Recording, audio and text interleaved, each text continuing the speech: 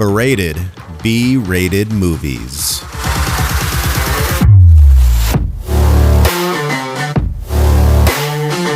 Welcome to Berated B-rated movies, where B-rated isn't a bad word. I'm Anthony. What's up? What's up? I am Brian. Right? Yep. Freaking look at random shit. Distracted for a second. On the internets. On the line. The line. Yeah. No, so before we start, there's Tim Robinson, this comedian. And he what do you call it? Has this show, and I think it's called I Think You Need to Reel, or You Better Reel, or so, I don't remember what it's called, but it's pretty funny.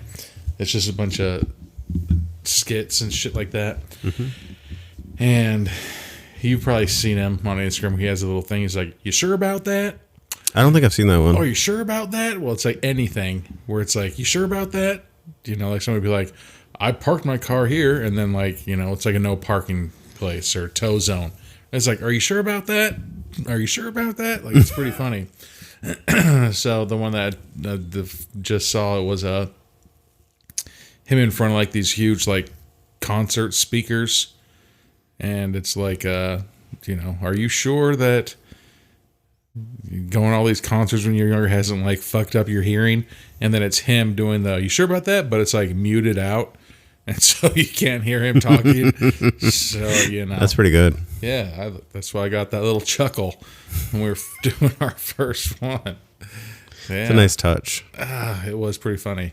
Just the dumb shit that's so easy, and you're just like, damn, that is pretty funny, you know? Yeah. But what's going on? Nothing much. Nothing crazy. I mean, a lot of Mario Party. Really? Yeah. Oh, yeah, you had some family in town. Are they still in town or no? No, they went back. Did you destroy them? It depends on what board. Dude. That really does.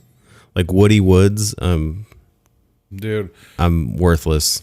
I don't know if I'm the best uncle or the worst uncle, but I show zero mercy in Mario Kart.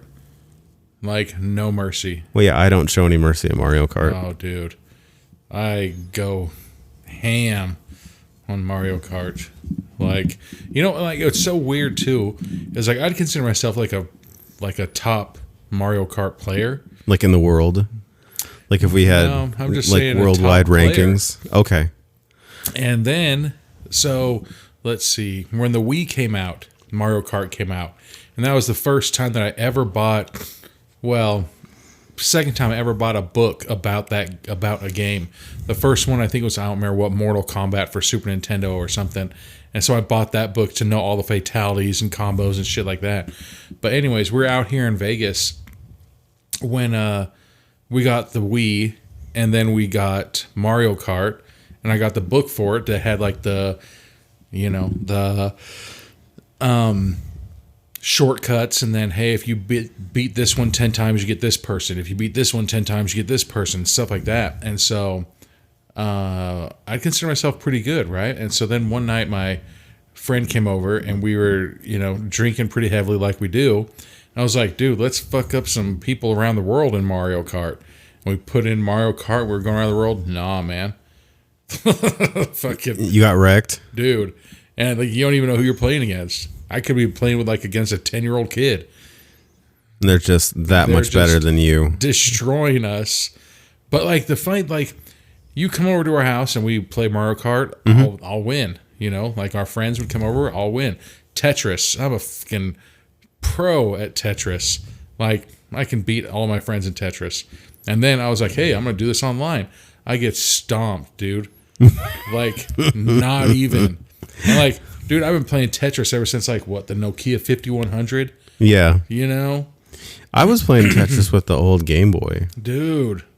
Because I could play it on Game Boy. I thought I was pretty good, but then you hit the high enough levels, and it's like three or four, you know, like turns in, and you're just, like, lost, and everything starts to pile up. Nah, for the Wii and let's see, the Wii U and the Switch. We have Tetris games on all three of them, and they're pretty fun. There's some of them that's like one. It's called like a shadow, and so it gives you a shadow of something, and you have to build it. Like, you know, there's an apple, a pencil, the Eiffel Tower, like all these different levels of shit.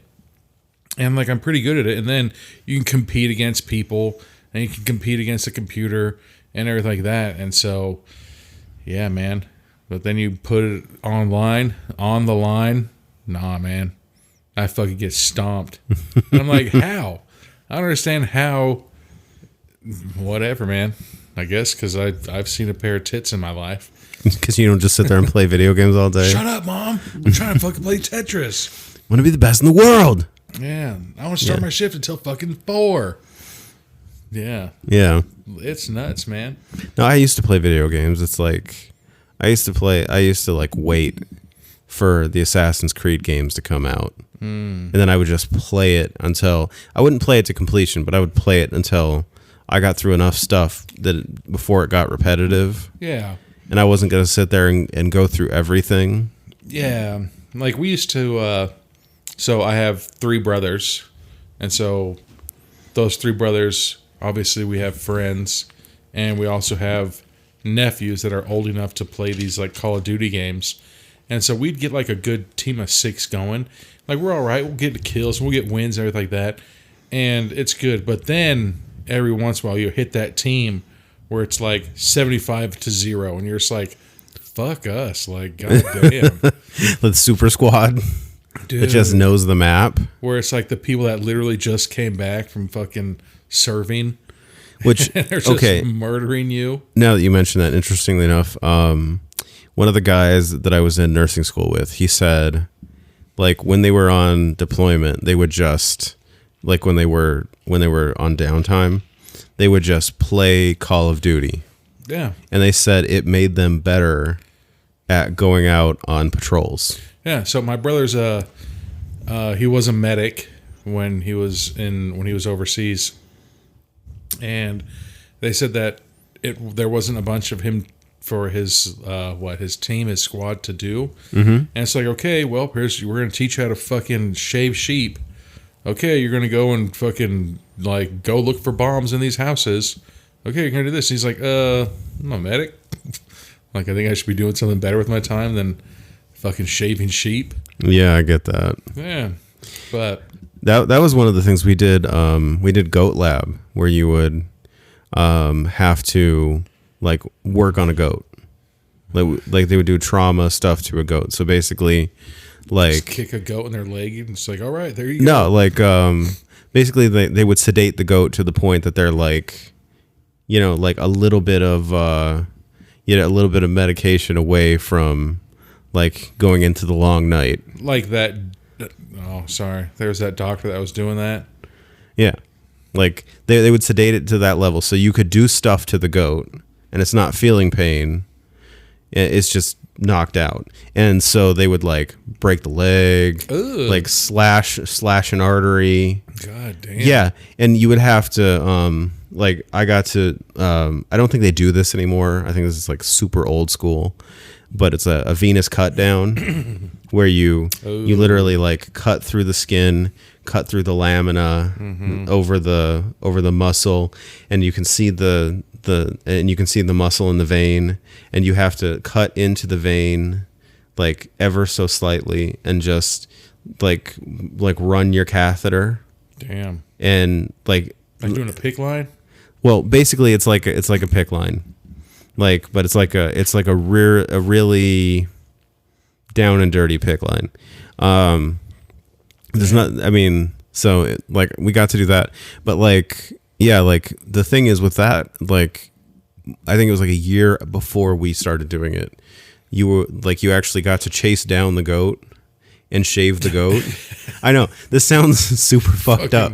Rocky Balboa style, getting the chickens. Like this sounds super fucked up, but like you got to chase down the goat and shave the goat yourself before you went in and worked on the goat. What the shit? And yeah, like everything is super safe. Like they have somebody who is trained in how to do all these things, walking you through everything, doing the breaks themselves, doing the slashing of the artery themselves. Like, everything is very technical. So it's not as horrific as this sounds. But like, apparently somebody got mad and made a whistleblower complaint about chasing down the goat yourself. Oh, God. Because they thought that was messed up. Oh, so Jesus. when we got there, they told us, you used to be able to chase down the goat yourself. You're not allowed to do that I anymore. think I saw that in fucking Hotel Transylvania, too. It's like they don't chase the mice. They just put it up on the fucking tea thing.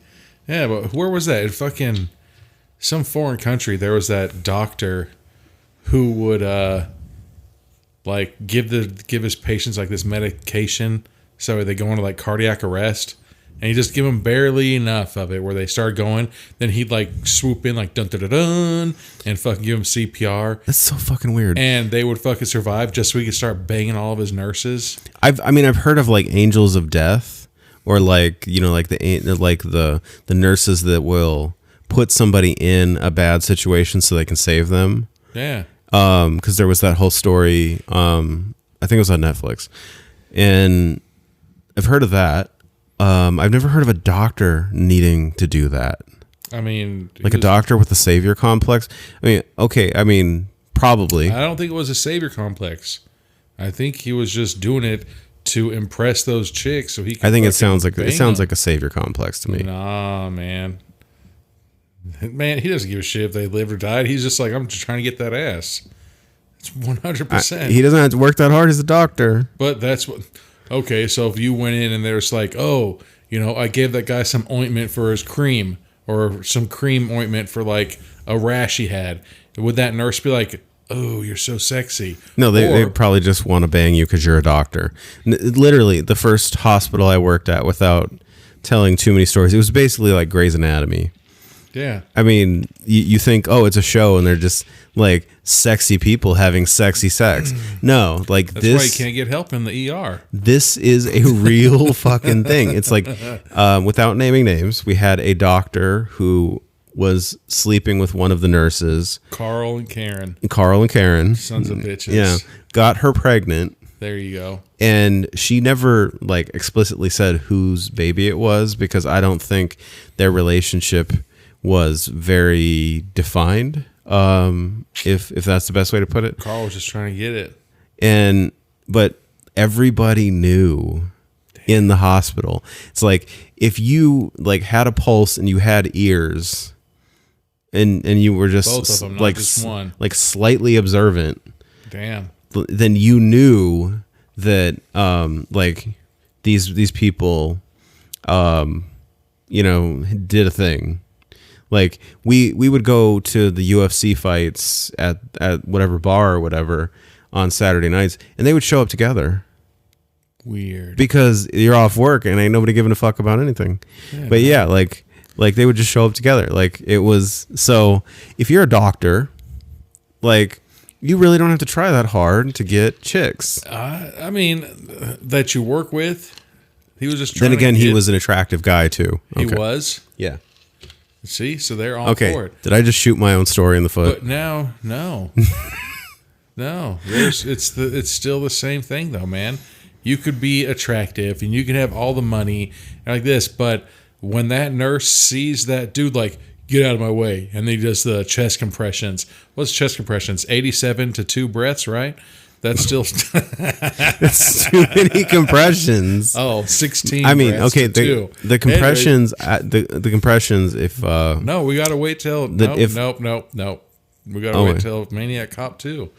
It's still coming up soon. Yes, but you know what I'm saying. I've already watched the trailer, and I'm super excited about that one. That person kicks in and saves that person's life instantly. It doesn't matter what sex you are. You see that other person save that person's life, you're gonna be like, damn, yeah, I saved this person while I was helping save somebody's life. Somebody else kicked in and did it, dude. Instant boner. It hasn't gone down since. Oh my god. That's why I can't wear scrubs.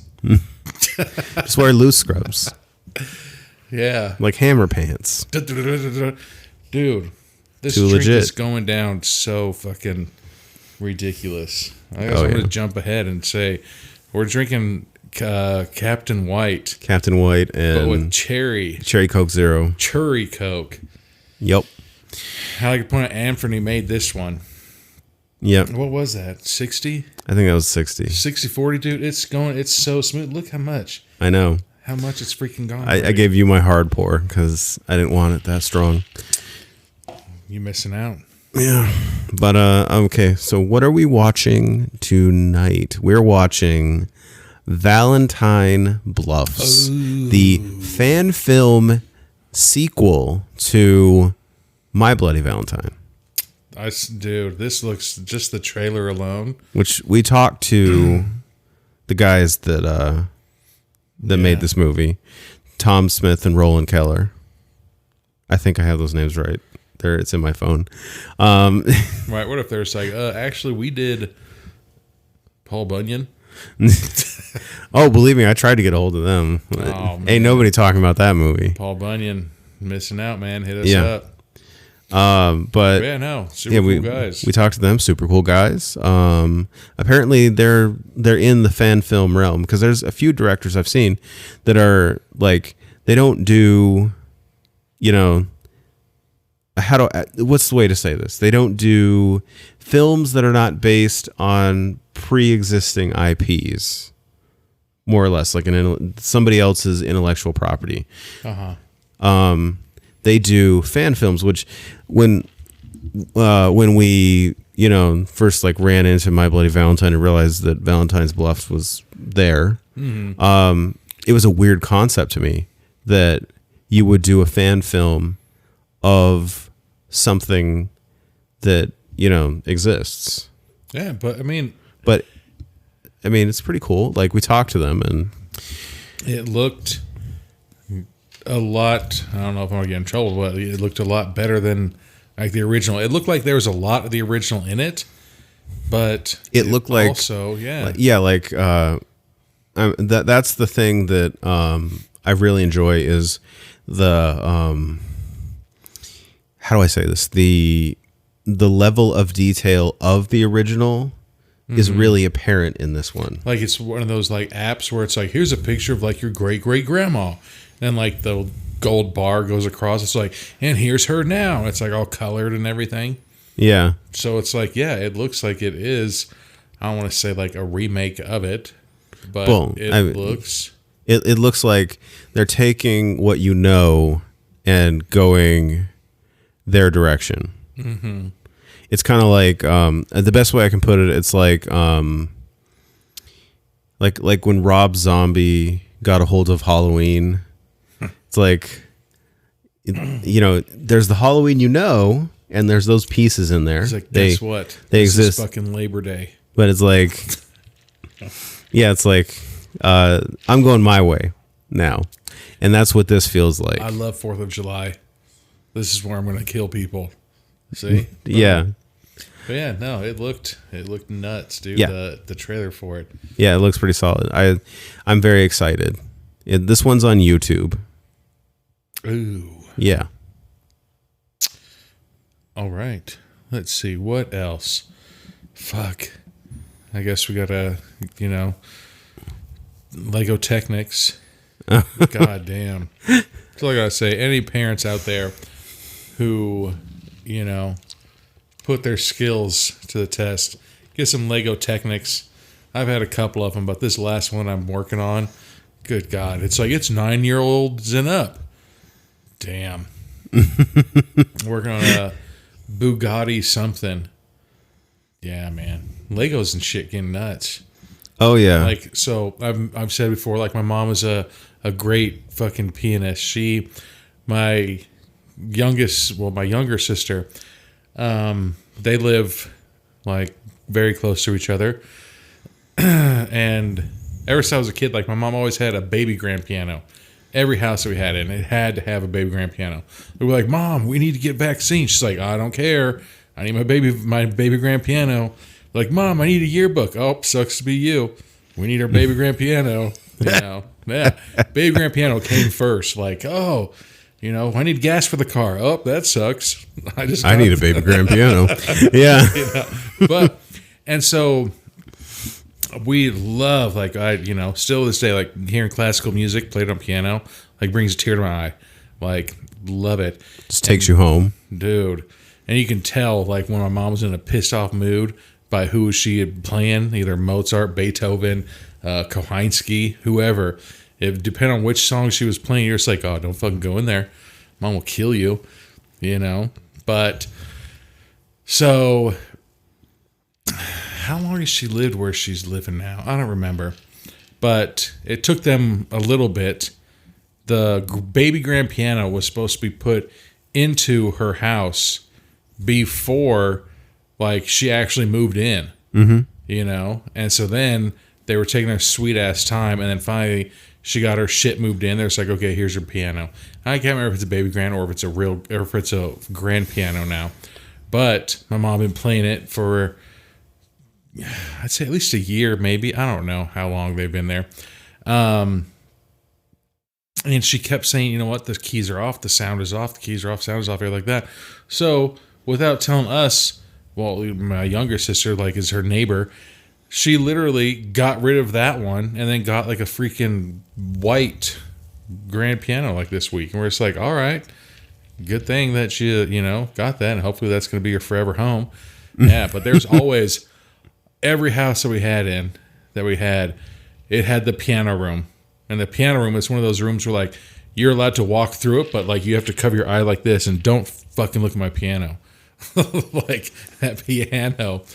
That reminds me of my childhood house. We had, dude, like it was the weirdest thing. We had the living room we stayed in, and then we had this other living room, the formal living room, full of furniture that you're not allowed to sit on unless people are over.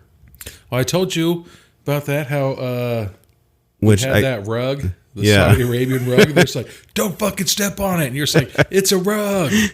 Yeah, that thing was like in the dumpster. That was the room that had the old school phone with the rotary dial. Don't pick it up. Yeah, but I would go in there to make phone calls because it felt more professional. More professional. You're just like, I'm imported right now. But then, like, I realized the lengths or the limitations of the phone. If you tried to dial anything, anything with like a voice or that required the tone, it didn't work because all you get is that tick tick tick tick tick tick. Yep. Yeah.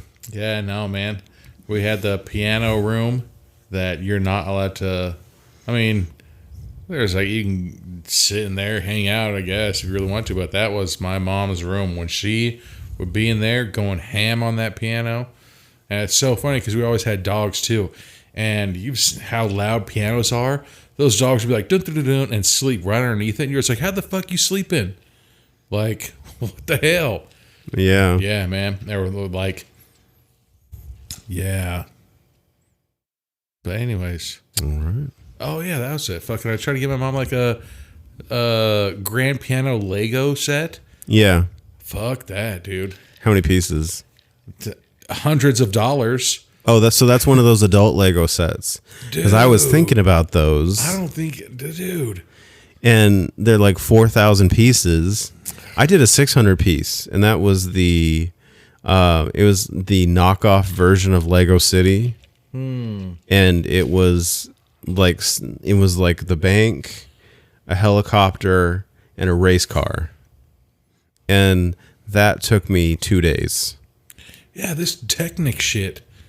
Technics? Because it was like the Lego pieces and then the flat or the smooth pieces that go on top to make it, or whatever. And then, yeah. Dude, this Bugatti, I think it's under 1,000 pieces for sure. But they split up into 4 bags. And I'm on bag number 3. And it took me like an hour, a little bit more than an hour. A little more than an hour. But like, they're solid pieces, you know what I'm saying? But it's like, god damn. And yeah, man, you for sure can't do that shit fucking inebriated. You got to pay attention. And so, like when you're building a Lego set, it's like, okay, do this 2 times, one for the right side, one for the left side. This one, it's like, okay, we're going to build the left side. And so like there was a piece today that it's like you have to like take your fingers and you got to like go in between these pieces and then like put it in. Then you got to like turn it and then shove it over this way too. I was like, you piece of shit. Like, I was getting so pissed off at it. Now I know what I have to look forward to. Dude. Yeah, you do, man. And then, oh my God, I think the first set that we got, my son, was is it a hovercraft? Yeah, was a hovercraft. And I was like, if you fucking take this thing apart, like I'll break your fingers backwards, like crinkle them, Oh my God. That thing, dude, you could not give my son $1 million to find and rebuild that thing. Like, and they're cool because like it has these gears that you can turn the fans and turn the steering wheel and turn the wheel so that way they turn and move everything like that. They're super cool, but goddamn, they're solid and they're detailed and everything like that, but 9-year-old.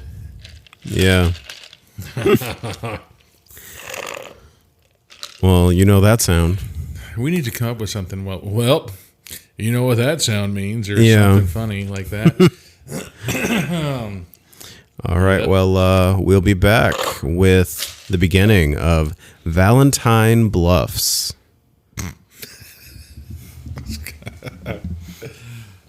All right, and we're back for the beginning of Valentine Bluffs. Instantly just kicks in. I know. Why don't you click play? I had to literally hold it at 0 to get it to stay at 0. I already, I can feel and hear my voice sounding cooler. Yeah. So good God. We begin by what the fuck? Now the mine from the original film is now a museum apparently. That got me. I was like, what the hell happened to these fucking Pompeii people? You like that alliteration? Yeah. Boom. Well, we're getting flashbacks of Harry the Miner. That rebar? I was going to say rhubarb. Nah. The rhubarb pie. You like that shit? No. Good. Holy fuck. I think that's the only thing we've ever agreed on. We've agreed on something. It's Holy amazing. Shit. I know. Rhubarb. Lloyd Kaufman's in this one. Damn. Mr. Troma himself. Which I think Troma's still around. That's fucking crazy. Yeah. Fucking just going down this long mine shaft. This mine shaft ride. God, what a shitty ride that really was. There's like, all right, this is $10. Yeah. Are you claustrophobic? Yes. How bad? Like, could you do this? It's not bad. It's like, okay, like if I'm on an elevator and like it's a crowded elevator, I have to like go into my mental happy space. Really? That bad? Because I start to feel the tension because somebody's gonna fart in there. Well, it's one of those things. It's like a military thing. It's like I've had enough combatives training and enough military training where you don't you always watch your back. So you were just gonna Captain America people in the elevator? Well, I don't want to. That's fucked up, man. No, I don't think I would. It's just like I feel it. So now we have what do we call this kid? This hippie kid, long hair. Like he's like 9. Long red curly hair. Hasn't had a haircut. He's bouncing a ball on the what is the name of the cellar door? The cellar door. So we're in the Midwest. Maybe. Probably, I mean. Yeah. So apparently mommy and daddy got into a fight. Oh, seems and daddy to me like left. Dad went out to go get some cigarettes. Yeah. One of those stories. And the cigarettes that when they never come back. Yeah. So now this is the guy telling the story. What? So that's the kid all grown up? That's the kid all grown up. Fuck no, it ain't. That's no way. That's Yeah, he's telling the story right now. So his freckles are gone and his fucking hair is black. You don't grow out of freckles. That's all I'm saying. Yeah, that's a good point. All right. That's a good point. Boom. Unless that girl is him. No. That's his girlfriend. It's 2023. Anyways. Okay, Brian. Yeah. I mean, thankfully, hopefully he grew out of that curly hair, though. Yeah. But, damn, so I'm guessing his mom is dead? His His mom's name was Sarah. Yeah. Such a fucking good combo tonight with this drink, man. I know. God damn. It's amazing. Oh, so now they're driving in a fast car. So now his girlfriend is a very apparently, and yeah, still not the best Tracy Chapman song, but his girlfriend is very much into true crime stuff and knows everything about Harry the Minor or Harry Minor. I don't know I forget his name. The minor was Harry. That was his first name. Yeah, I was saying he's probably like super grizzly. Is it grizzled? Yeah, grizzled. Yeah. All right. Still driving. Yeah. Where are they driving? Did I tell you that time I had a bat at my fucking All right. So we're coming up. Oh, wow. So he asks her to the Valentine's dance. Look at that shit. Is that a big fucking pothole in the road? That is. Good God. And they're very carefully like, drive around the pothole. Don't fuck up my car. Exactly. This isn't my car. Yeah, this is now we're at that little town hall meeting place. Yeah, this is the town hall meeting place from the first one. Where they're going to have the fucking dance. Yes. And here this comes is Lloyd Kaufman. The fucking Pringles guy. He looks like the Monopoly man if he, didn't have a top hat. Yeah, but he also has like that super wicked cane where like the handle of the cane, but then the cane extends up and it's a fucking goose head. Is that a goose head or a cobra? Either one. One of those.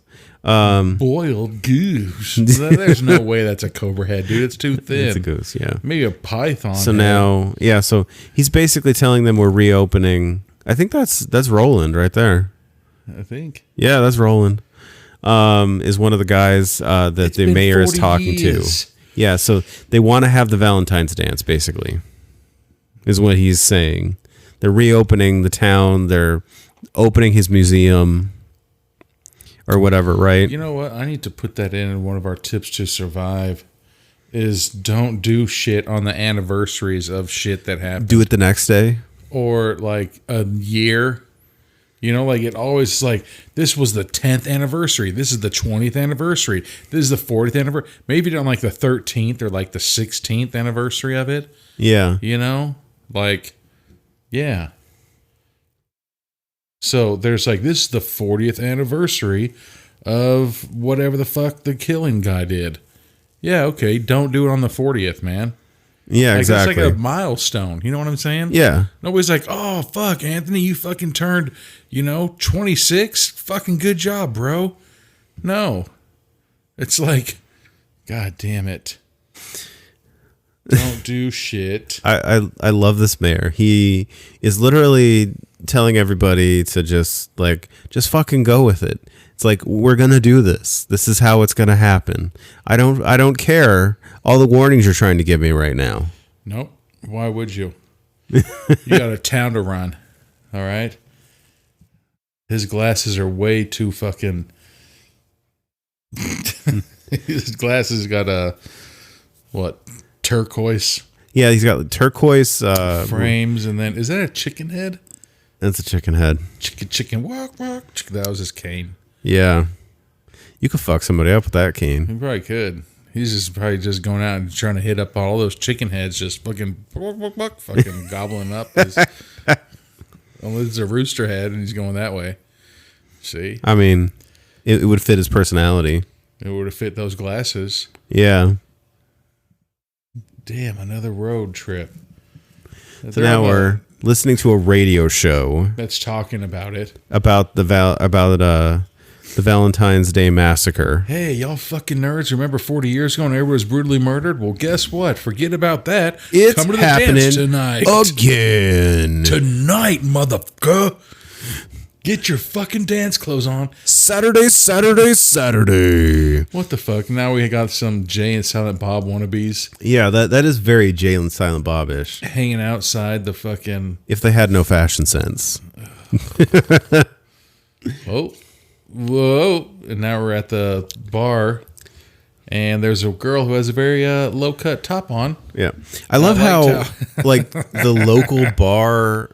like never looks different in any movie you ever watch, and I think it's great because it's like because it feels like your local bar, right? I guarantee if once we record this tonight, if we go to the corner right there on those two main intersections, there's a bar that looks like that, right? 100% does. Yeah. You know what's super I can crazy guarantee too? You that bar looks like that. It 100% does. I've been in that bar multiple times. You know what? Fuck that. You have a bar right across the street from your house. We do. Yeah, right that way. Yeah. It used to be called Secret Bar.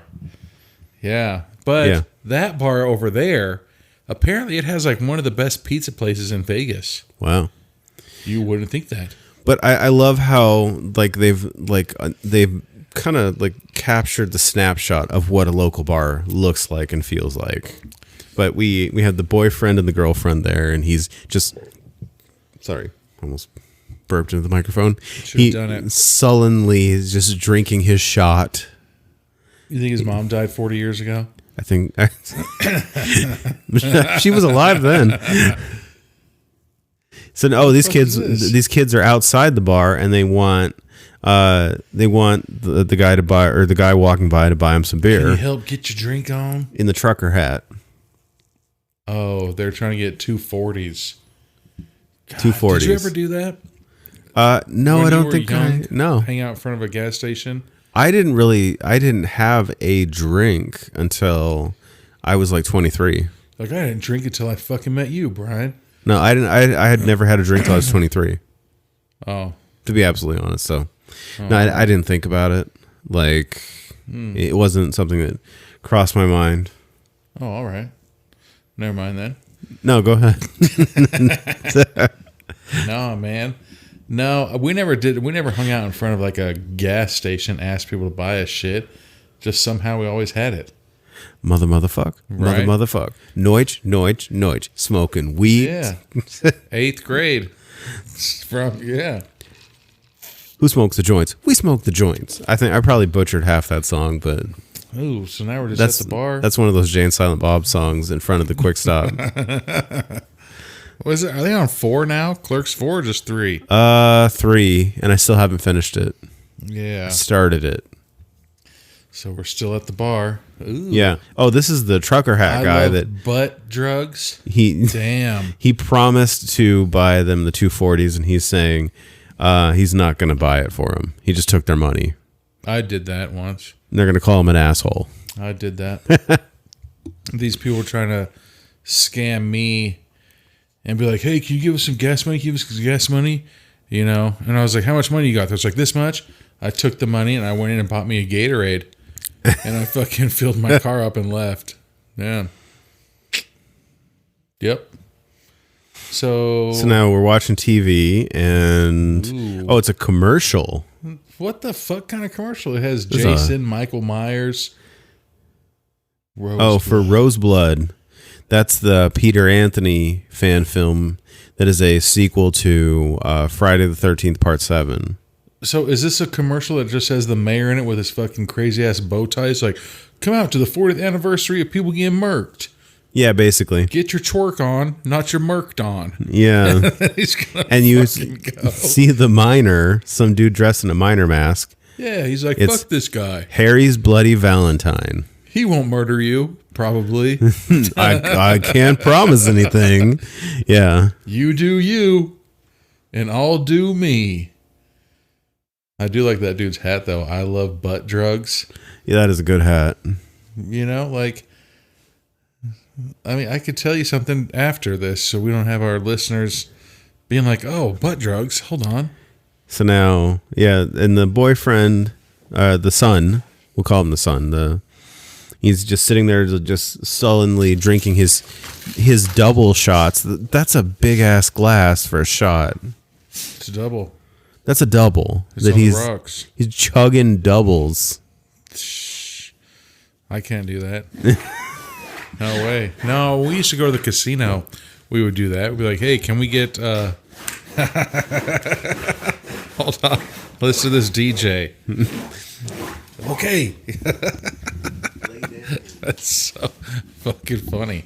Look at that dude's beard. I know. He's got the mustache, but then it's separated at the beard line. A line at the beard portion. Damn. That's a lot of work. That is. It's too much work.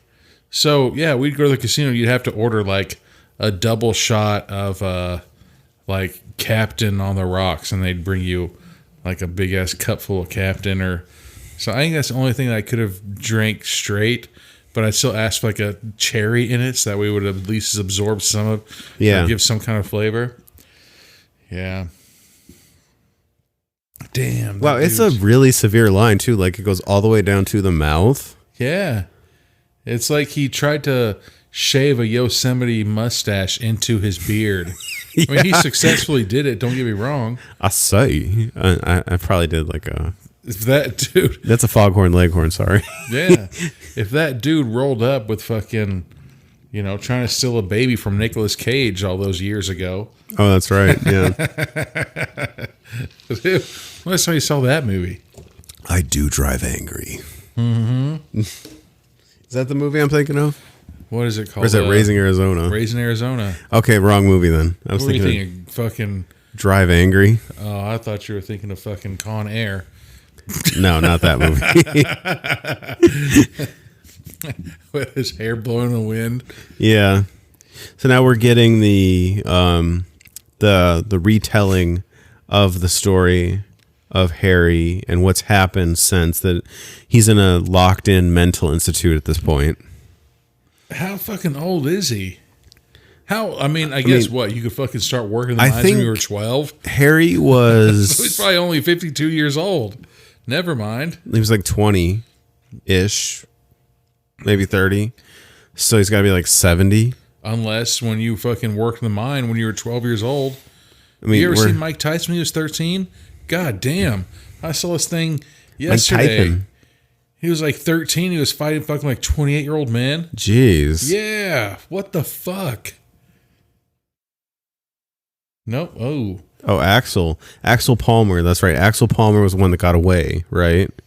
He was at the end of the original.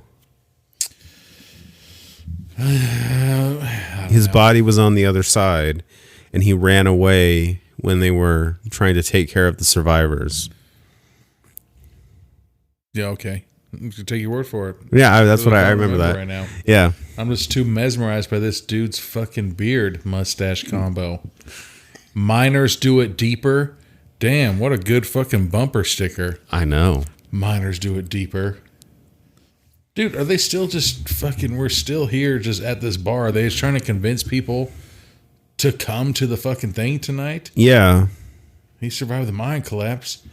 Didn't he come back after they had a party? Wouldn't you? Like, if you're just like, hey, like, oh, excuse me real quick. Go out and puke for a couple seconds and come and be like, hey, let's take some shots. Yeah. That's what the fuck this guy's doing.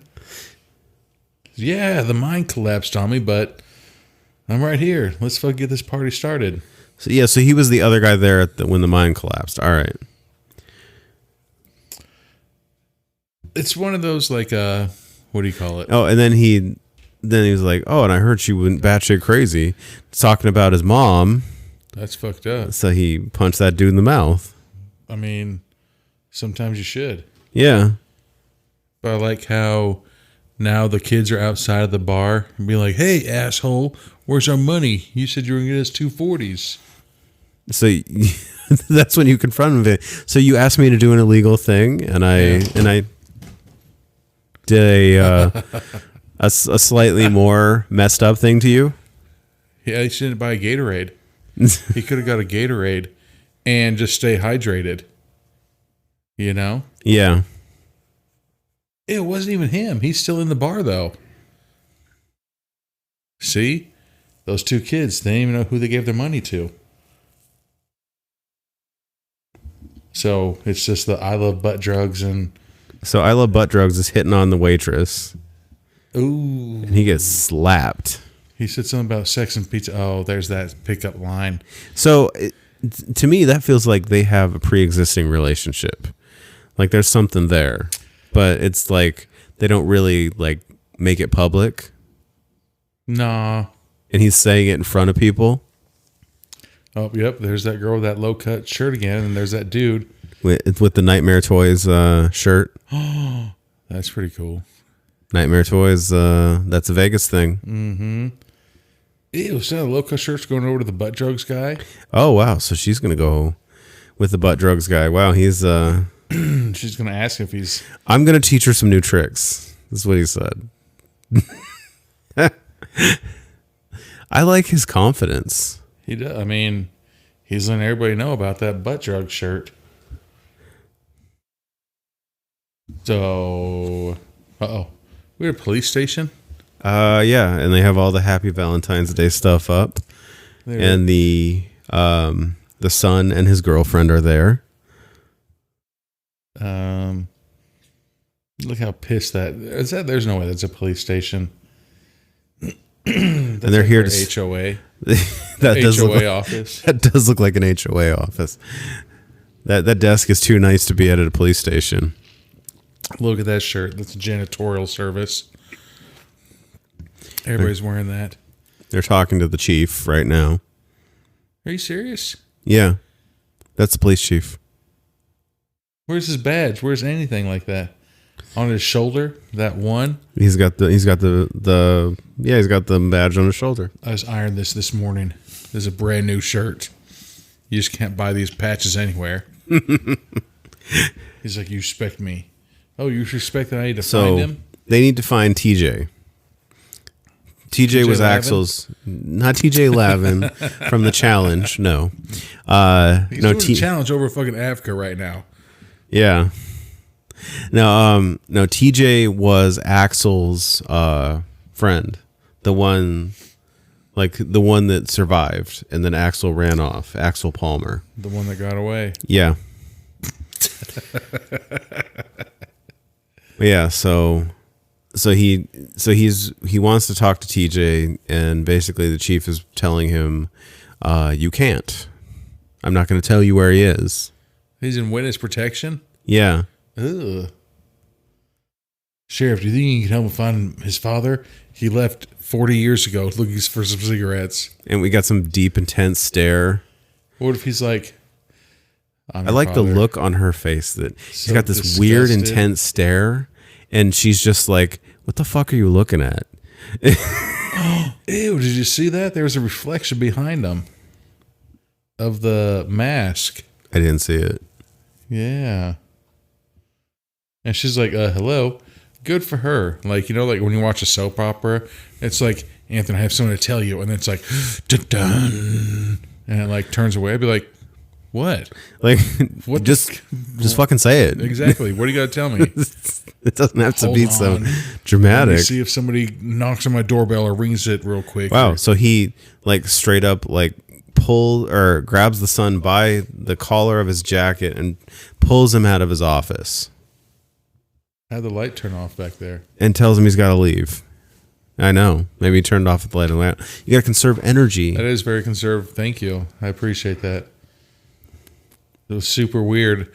So we're on solar, but our power went out the other day. What? And then so did our neighbors who's not on solar, and then a neighbor who is on solar. And so I called the solar company. I was like, what the fuck? Why did my power go out? It was like, because technically you're still on the grid. I was like, then why the fuck are we on solar? They said, oh yeah, technically you're on the grid still. And I was like, so what benefit did I do from exactly getting on solar? There's no backup power. Yeah. It's weird. Yeah. Bunch of busters. But so the policeman at the desk gives them the address for TJ. And now he has a mood ring. And it was a dark color, so he's not happy. I think this is Ooh, and he puts the ring in his pocket. Yeah. Is always yours, Martha. Ew. So they're just going to go to some rando's house? Yeah. And there's a blonde girl there. TJ Hanniger. Strawberry hair. Yeah, TJ Hanniger is the other guy from the first movie. And she's like, what are you talking about? This is TJ's daughter. Thomas Jesse Hanniger. Yeah, TJ's so cooler. See that? No. If somebody came to your door like, hey, I'm looking for some rando person, then all of a sudden you try to close the door and they put their foot and try to open the door, wouldn't you just start punching? You're trying to get in my house now, huh? Yeah, because now you're trying to break into my house. And so now the mom comes in, TJ's wife. Oh, and here comes TJ. With a majestic beard. I know, he's got We've been expecting you. Like the gentlemanly Gandalf beard. Like he's a much more most interesting man. Like if ZZ Top became respectable. It's a nice beard. Ugh. So I don't understand how the dad's like, we've been expecting you. But the mom's like, they're not allowed in our house. Maybe it's like an internal struggle between them that they don't want him to connect with his other family. Is that his dad? This is his dad. Ew. He's like, you know what's weird, Dad, is you don't smoke. So why'd you leave all those years ago to go get a pack of cigarettes? Maybe he quit. Riddle me that. But I was thinking that maybe the ginger kid, that his dad was whoever, Axel. Boom. Maybe. So now he's just going to ask this TJ dude, like, hey, did you ever bang this girl named Carol? Or Sarah? Are you my father? Like, are you for sure that's the dad? This is the dad, yeah. Because he asked him, why did you leave? He's like, have you seen your mom? He's like, I tried to make it work with your mom, and it just didn't work. He's like, and then, have you seen your hair when you were younger? He's like, no respectable hippie. Ew, that's gotta fucking suck that you lived in so close to each other. I know. And they're like a drive away, right? I mean, in the same town. Yeah. For sure the same town. Like, that's the messed up part. I mean, they obviously know how to get around the potholes. Dude. Those were some big-ass gigantic potholes, man. Yeah. Like, if fucking Ron Swanson lived in that town. Great. More lies. So he says, I'm not your father. Ooh. I was friends with your dad. So this is Axel Palmer's son. So the kid with the red hair is Axel Palmer's son? Yep.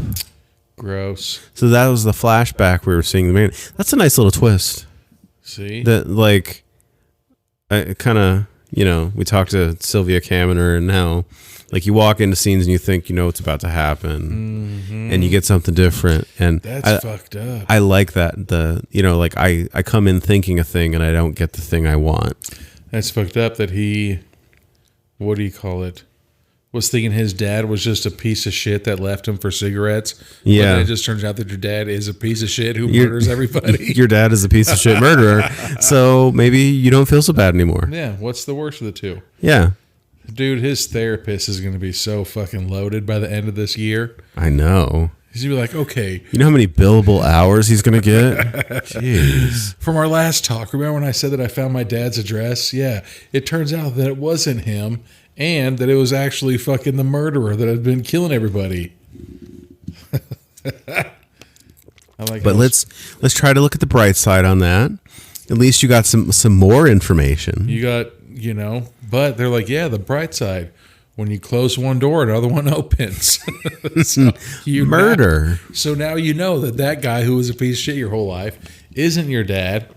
But it opens the door to your dad is a brutal murderer. Well, it's like that really bad dad joke. It's like, did you hear that Ja Rule was on trial this week? What? Yeah, he was on trial for murder. God damn it. Fucking Ja Rule.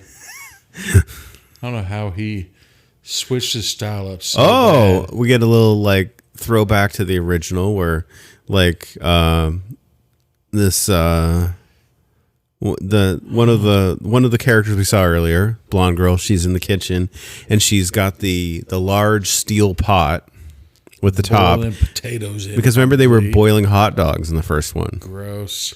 Remember that? Mm-hmm. Yeah. Now we got some other hippie looking dude that just showed up to TJ's house. Oh, TJ's gonna die because he's wearing a flannel.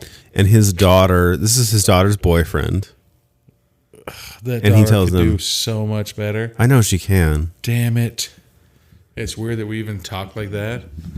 Like, oh, no. This is how you know you're a dad, right? This is how you knew when you were dating chicks in high school. Ew, is there anybody that just has like a double-digit house number? Hi, I live on 2416 or 24 Wildridge Street. I guess there are. So now we're at the mayor's office, and the mayor is talking to the police chief, and he hands him an envelope. Ooh, and he did the quotation marks, the air quote saying non-profit organization, huh? Uh-oh. Oh, did he give him a? It looked like a envelope that had like money in it, right? I was about to say a IRS check, but apparently it might have been money. Oh, so now we're at the dance, and we have. I'm assuming that's the lesbian couple. I was gonna guess that they're just the SJWs of the town. And so everybody's we're having our obligatory put up the decorations conversations. But what's really weird is like, hey, we got a dance tonight. We have a dance in 30 minutes. You guys want to put the fucking decorations shit up now? Right now? Yeah. I like how that guy's wearing that bowling shirt. I know. We got a bowling shirt. We got the guy with the collared shirt and a tie. And a tie. Got the girl with the shoulder missing shirt. And then there's Roland Keller and his girlfriend, and they're putting up the big heart. And then there's Emo Naruto. Yeah. And we got our Corey Feldman. Damn. Right. Uh-huh. With the bandana and the... Well, I think that's the Emo Naruto. Is that Emo Naruto? You're calling sure. Corey Feldman? And I'm calling Corey Feldman. I think that's the same. Damn. Here's a question. When you guys get up and leave in the morning, do you make your bed? I don't. Right? I don't fucking make my bed. I make a bed before we get into bed. And we're back with the commercials in the movie for Nightmare Toys. Damn, I've been there. We've been there. We saw Dave and Felissa at my Nightmare Toys. Dave Sheridan and Felissa Rose. Mm-hmm. For those of you that aren't hip to game. Damn. And then this dude just has a bottle of warm, I'm guessing whiskey or warm bourbon. Whiskey or bourbon, yeah. And he's just drinking it straight out of the bottle. Yep. Oh, all right. I'm going to take a swig of this, then go right to bed. Fuck brushing my teeth.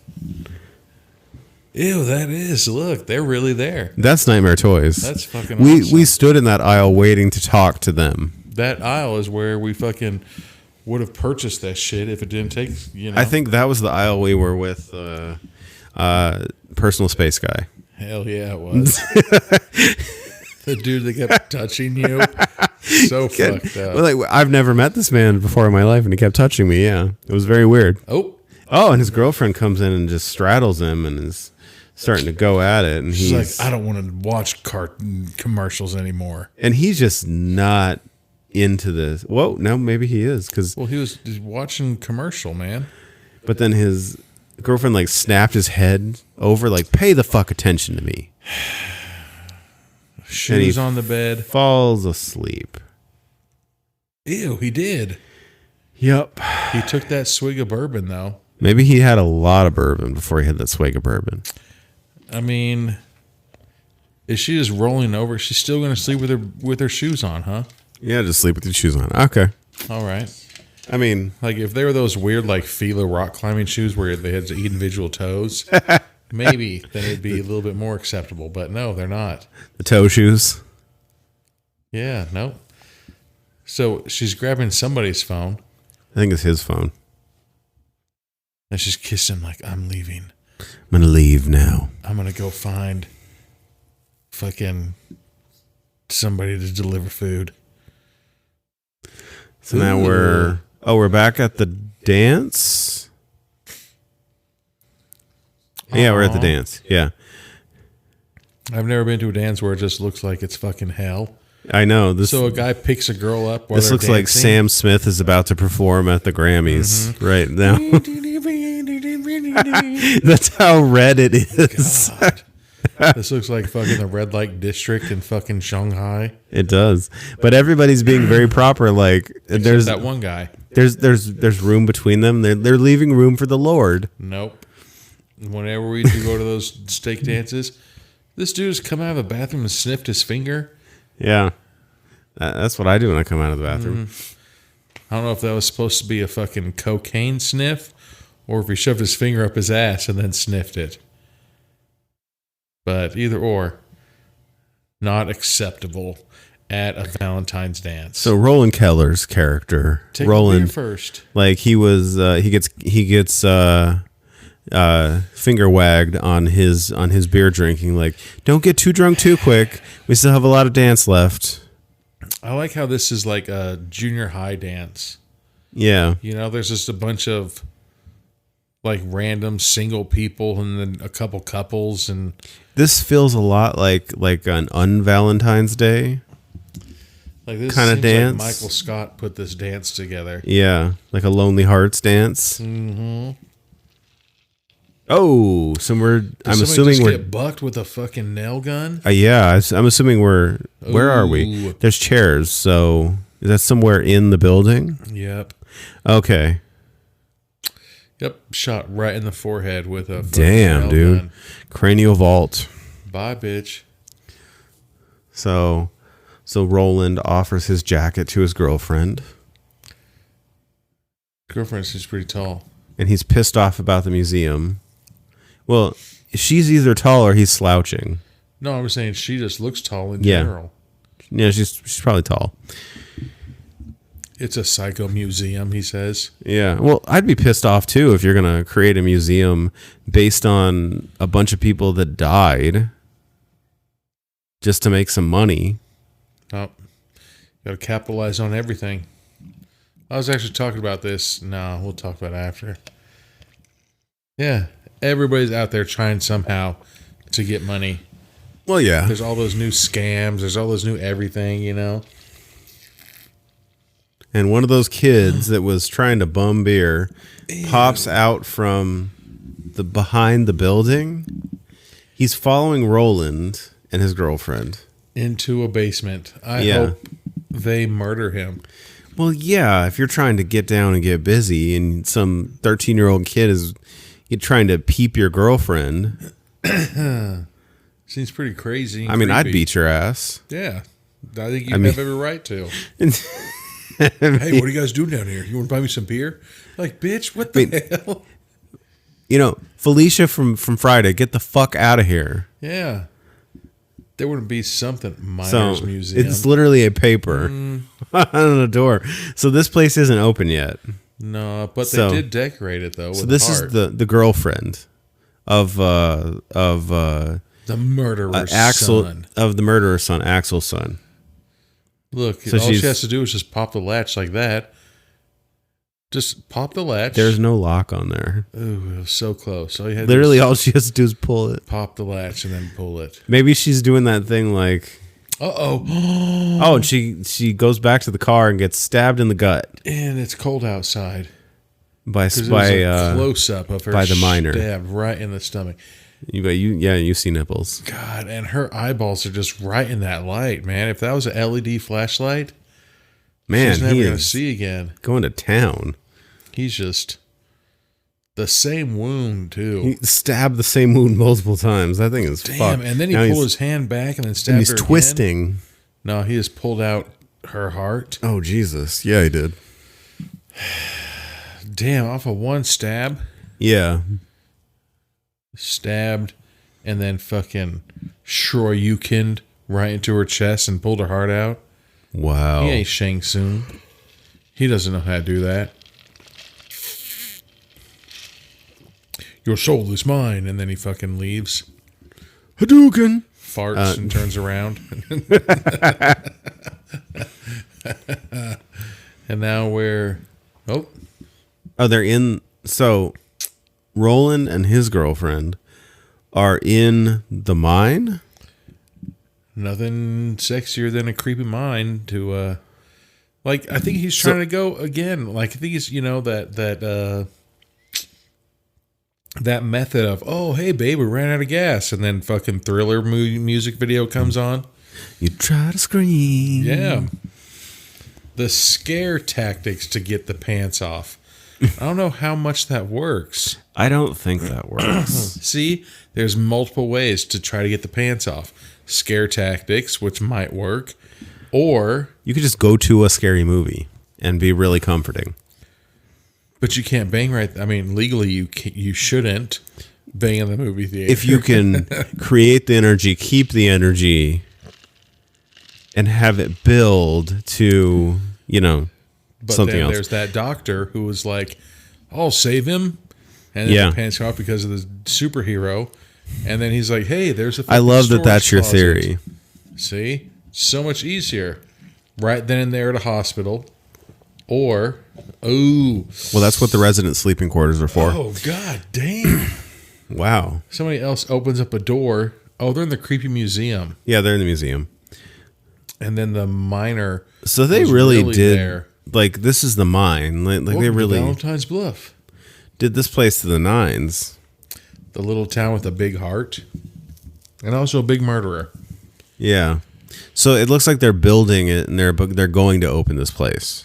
It also looks like these people are in like the fucking magic school bus, like the Rectums episode. Where it's walking through fucking the small intestine. Yeah, that's true. I'm right here to your left. Uh-oh. Oh, and here comes the miner with his pickaxe. And they're walking up. Oh, wow. So he's going to... He's not taking it seriously at all. Apparently, Roland is just going to like... He just flinched at... Did the flinch. The killer. And then they walk away. And now there's a bow staff that a martial arts trained person would be able to take that down and just fuck up the whole town with. Now there's just a bunch of weapons that are in like fish tanks, a Rambo knife, 4 axe picks. Yeah. This one killed Molly. This one killed Cheryl. This one killed, like, what the fuck? Ew, so he's like, oh, well, let me pick this up. Pick up this. He's too weak. Is that a large pipe or a bow staff? Oh, it's a rebar pipe. It's a rebar. Oh, that's the one. And he says, oh, this is really heavy. It's got some weight to it. So you can just buy those things. They're not police evidence anymore.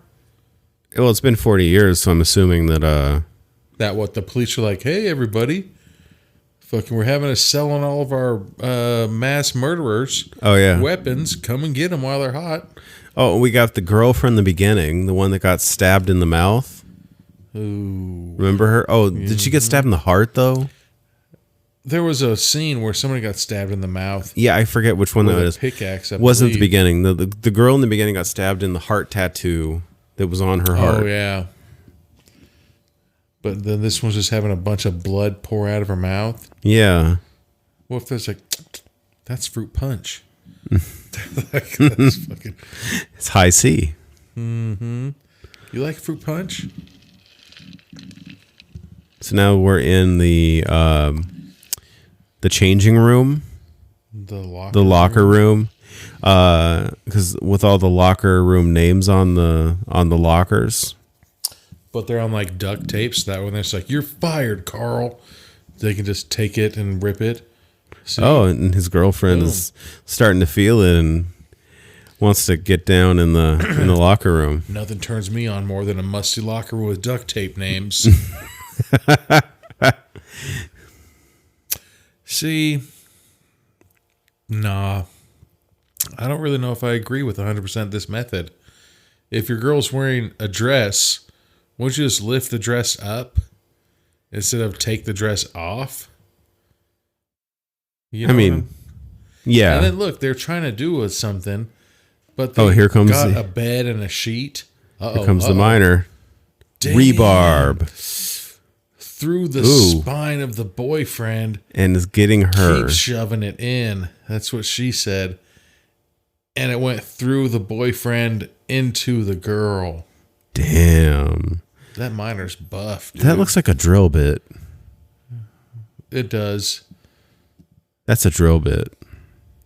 Still, he didn't fucking drill it in. He shoved a drill bit in. So now, I love butt drugs, and the girl in low cut shirt are getting down at somebody's house, whatever place they go back to. That's why he wears that hat. He's got a horseshoe cul-de-sac haircut. He's rocking the horseshoe. He's got his hair is down to his shoulders, and he rocks that hat. At least I have the awareness to shave my head because I'm getting there.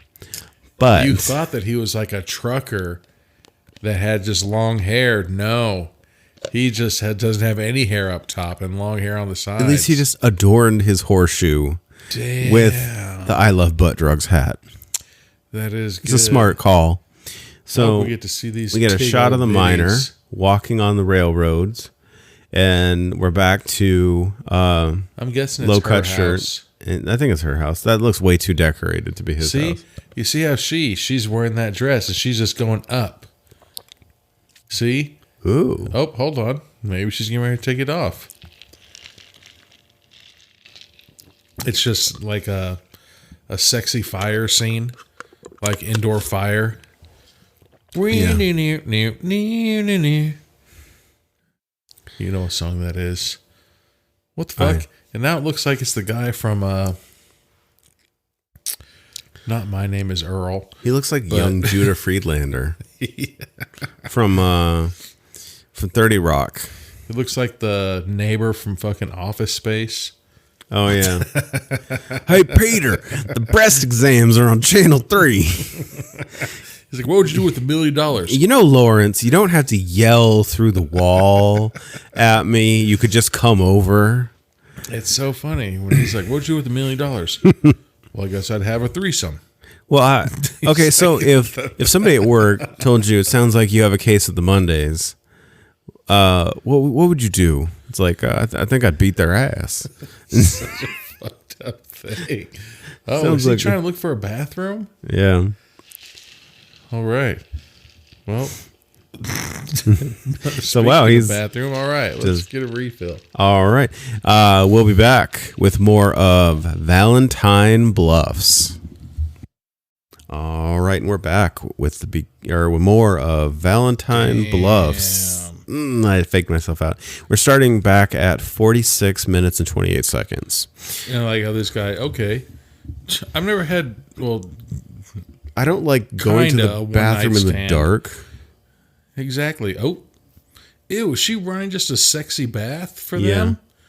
I guess. So he's downstairs dropping his kids off at the pool, if you know what I'm saying. Yeah. In the dark, and she's upstairs drawing a sexy bath for him. Well, maybe she's trying to keep the mood alive, and he's got a little bit of funk on him. Damn it, he just got murdered on the toilet. That's still just a messed up thing, man. Like, if you were ever in the mood. Damn, he got a pickaxe to the face. Damn, to the forehead. If you were in the mood to get down, and then... She's trying to... Is she pushing the door open on him? She is. Hey, I'm trying to get that dick. Well, he's like Haystacks Calhoun size, like the big dude. Oh, and here's the miner. Now she's at the top of the stairs in that lingerie. Yeah. Them chones that was a good shot, I guess. Bending over trying to run away in that thong. But what's funny is like if I was like, all right, babe, let's get down. And she's like, hold on, let me go take a dump real quick. I'd be like, all right, let's meet up tomorrow. Let's circle back. That's a mood killer. Let's circle back on this. All right.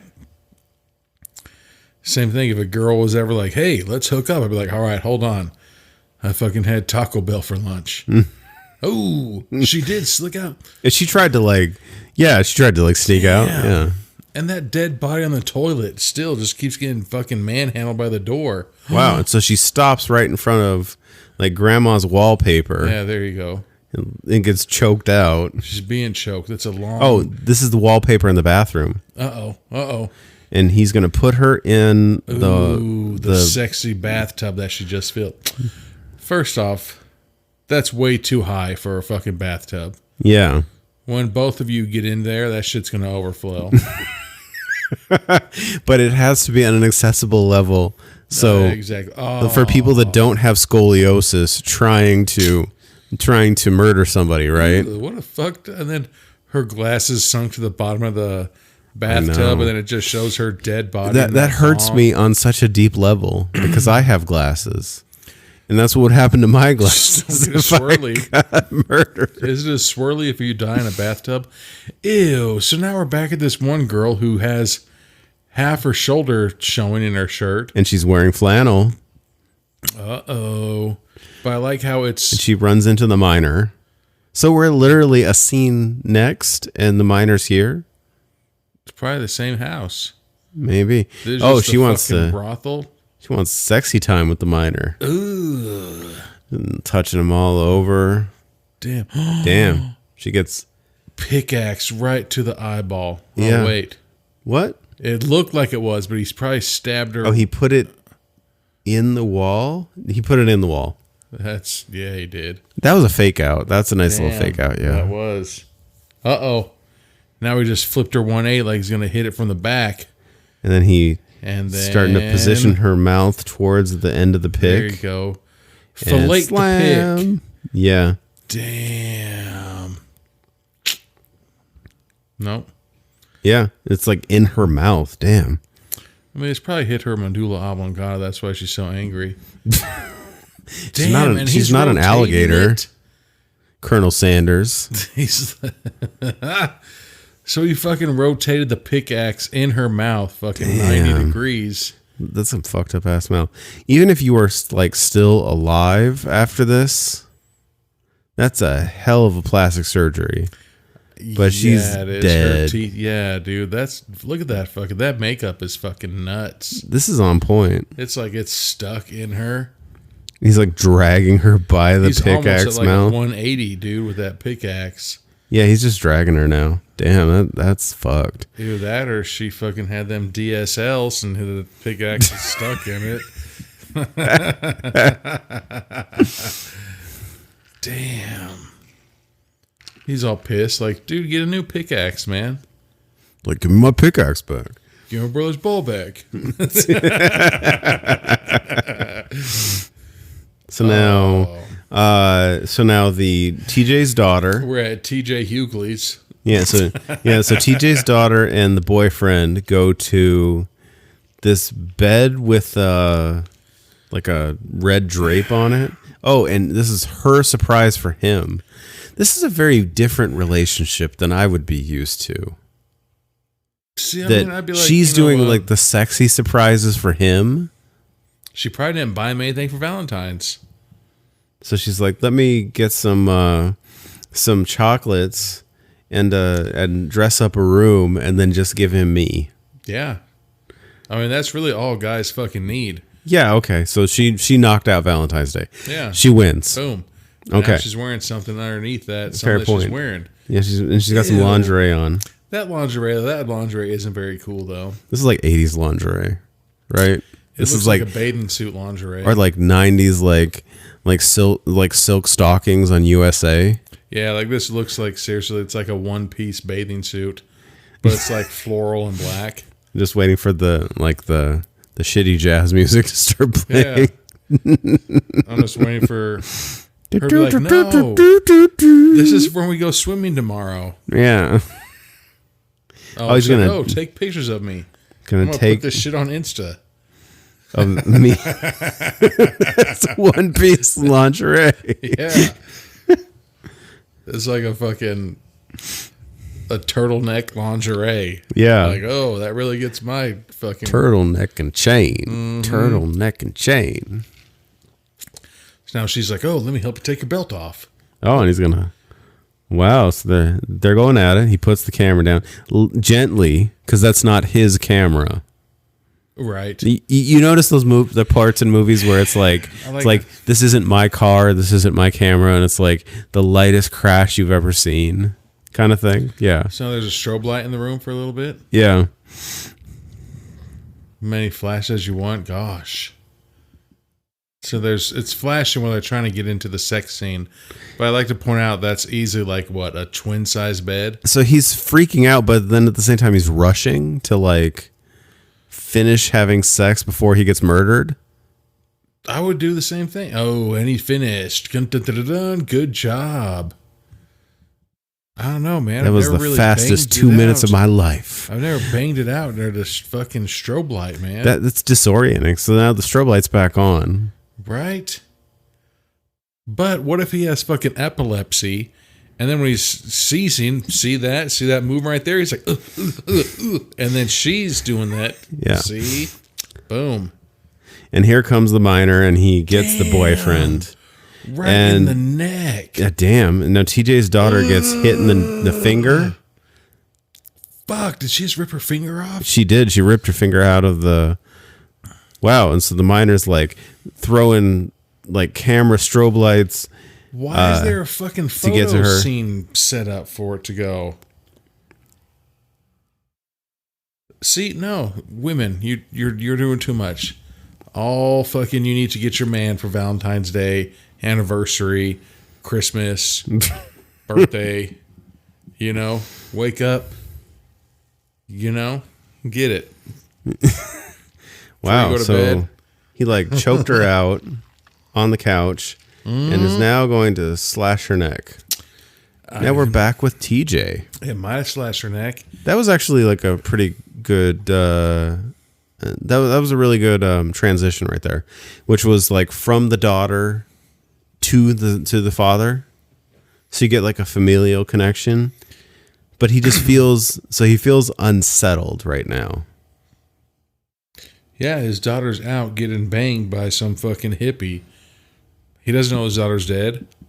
Yeah, that's the feeling he's having, but he should follow this feeling. That his daughter's getting banged by a hippie. And he needs to go investigate that shit. Mm-hmm. This tiny-ass town, there's only like one motel. You know where to go. Hi, do you have the photograph suite? I like to do a fucking photo shoot in my swimming suit.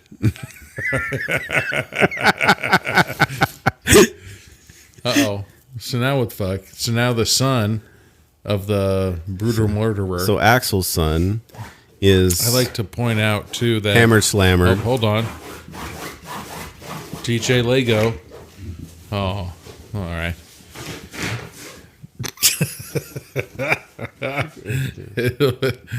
I forgot what the fuck I was going to say. So now we're back at the photo shoot suite, and he wrote a beautiful poem. A poem in their blood. A beautiful poem that's on the thing. Oh, their blood was red, something the rest. I don't know if it rhymed or not. Uh-oh. And he's looking at the security. So the chief is there, and he's looking at the security footage on the tiniest security screen I've ever seen in my life. There's no way that can be a security footage. That's inside the hotel room. That's also fucking illegal. Yeah, I know. That's weird, right? So I'm guessing that it's from the camera. I'm really hoping that it's from the camera and not fucking Carl's camera from fucking... Hi, I'm the fucking janitorial service here. I usually hide cameras in rooms just to see me do the work. I got a thing. I like looking at naked ladies. I know it's not conventional. But yeah, and then look at this. I like how fucking it has a picture or the video of the mine killer, and there's like, yep, that's him. You know how I know it's him? Because he's dressed like the miner. And he's killing people with a pickaxe. And he wrote the blood and everything like that. So it's gotta be Axel. They need to fucking call Scooby-Doo and his fucking crew. I kind of feel like we're getting the heavy-handed. I would have got away with it. Like, you know, like, it's Axel. It's Axel. It's Look Axel. at this fucking piece of shit wall. You're OCD. What the fuck? A red wall, but every once in a while there's like a fucking... Like a black brick. Or, oh God, that really angered me. What the fuck? And there's the actual town sign. So they these took two like a dudes now just driving over to the fucking romantic. Yeah, this is TJ and the chief. The cop. This is the chief. What's up, dude?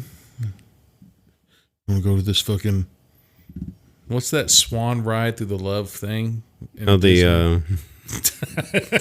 I can't think of the name right now, but I know what you're talking about. Yeah. That's what the fuck they're doing right now. Yeah. Let's put the lights on. We can drive slow. As long as we say no homo, it's okay. I think that's the rule. Me. Uh-oh. Here come the cops. Rolling into this sexy ride. Hey, what are you doing after work? You want to fucking take a squad car and go to the abandoned town? Here comes the police chief and TJ. Because apparently the dad knew where she was going. Dude, that's how fucking big is the town. For her sexy time? You either go to the motel to get banged or you go to the fucking mine to get banged. Okay, fair enough. Yeah, we're talking about Valentine Bluffs. Okay. Yeah, right. Nobody goes to a house or fucking, a normal place to get hit up. Like, super weird. What's today? Thursday? Let's go down to the goddamn mine. I know people are fucking down there. So we're in the mine. And they open up these big ass doors. Yeah. And the lights are on down there. I said, remember how we used to use this thing? And now they're going to the love ride. The rickety mine love ride. How fast do you think that thing's going right now? 2 miles an hour. I don't know, man. Look behind. I think it look feels look at the walls. Maybe dude. 5. Maybe 5. It feels faster because it's bumping. Those things are smashing. What if those were going 35 miles an hour? No seat belts, no fucking helmets, no fucking So the police chief is going like Richard Grieco levels of like, I'm so serious that my face is the serious my face has ever been.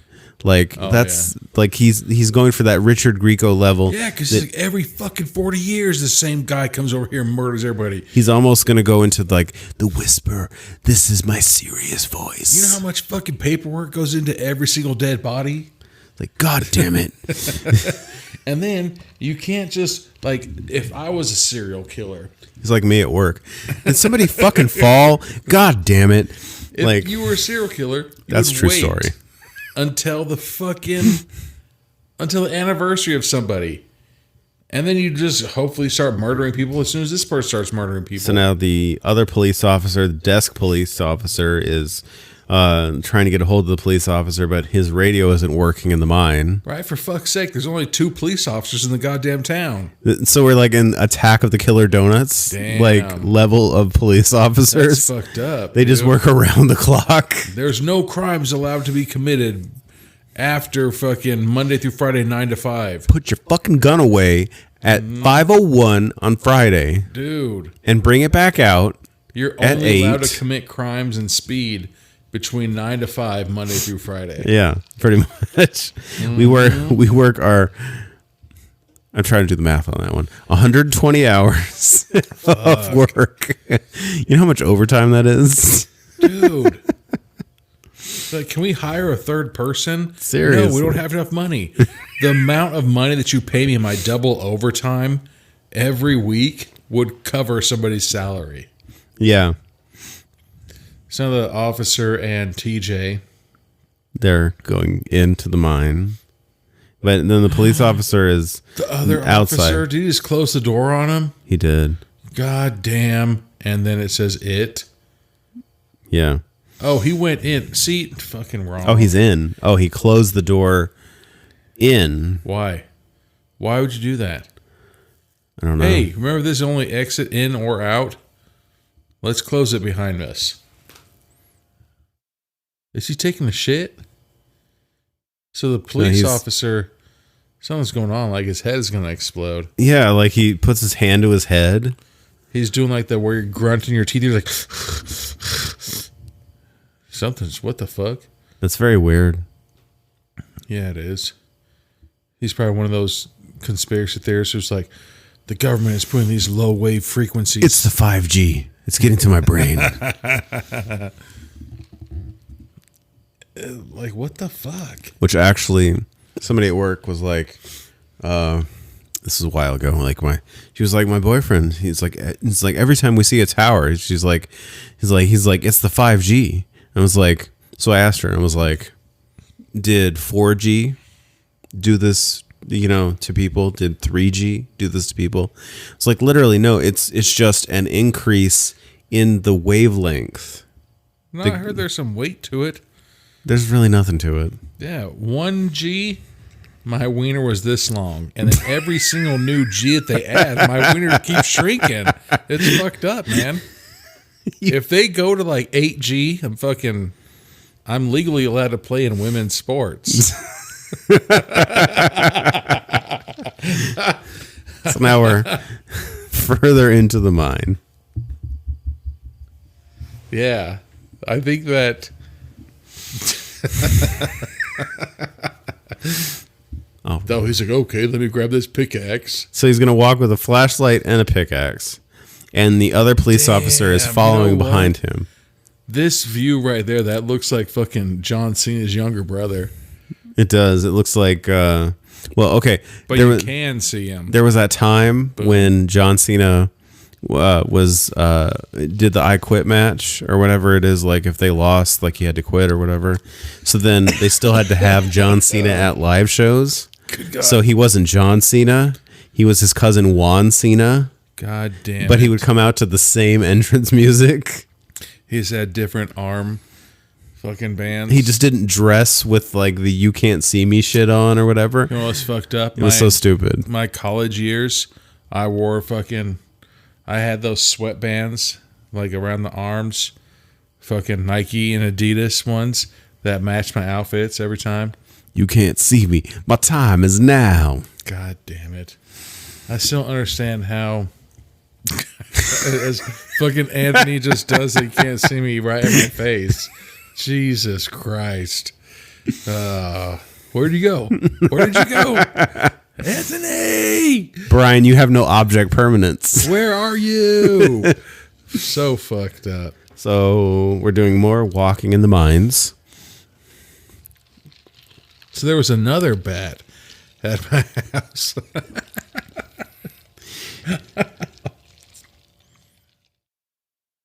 Like, this is one of those things where it's like... And Betty says we don't know how to vamp. Or that it would be difficult to try to fill space, but we can do it. Always fucking... Like, I consider myself to be, semi-tough individual. But there's just some shit that I wouldn't do. So now we got TJ walking in the dark with the tiniest mag light you've ever seen. But look at that thing. That illuminates. He should put that shit on fucking... That's probably one of those lights that guy sells. He's like, this military-grade flashlight. It's got 1 million lumens. But when he's like, look at this Humvee running over. A Humvee, motherfucker. This ain't a Kia Soul. And it's like, look at this shit.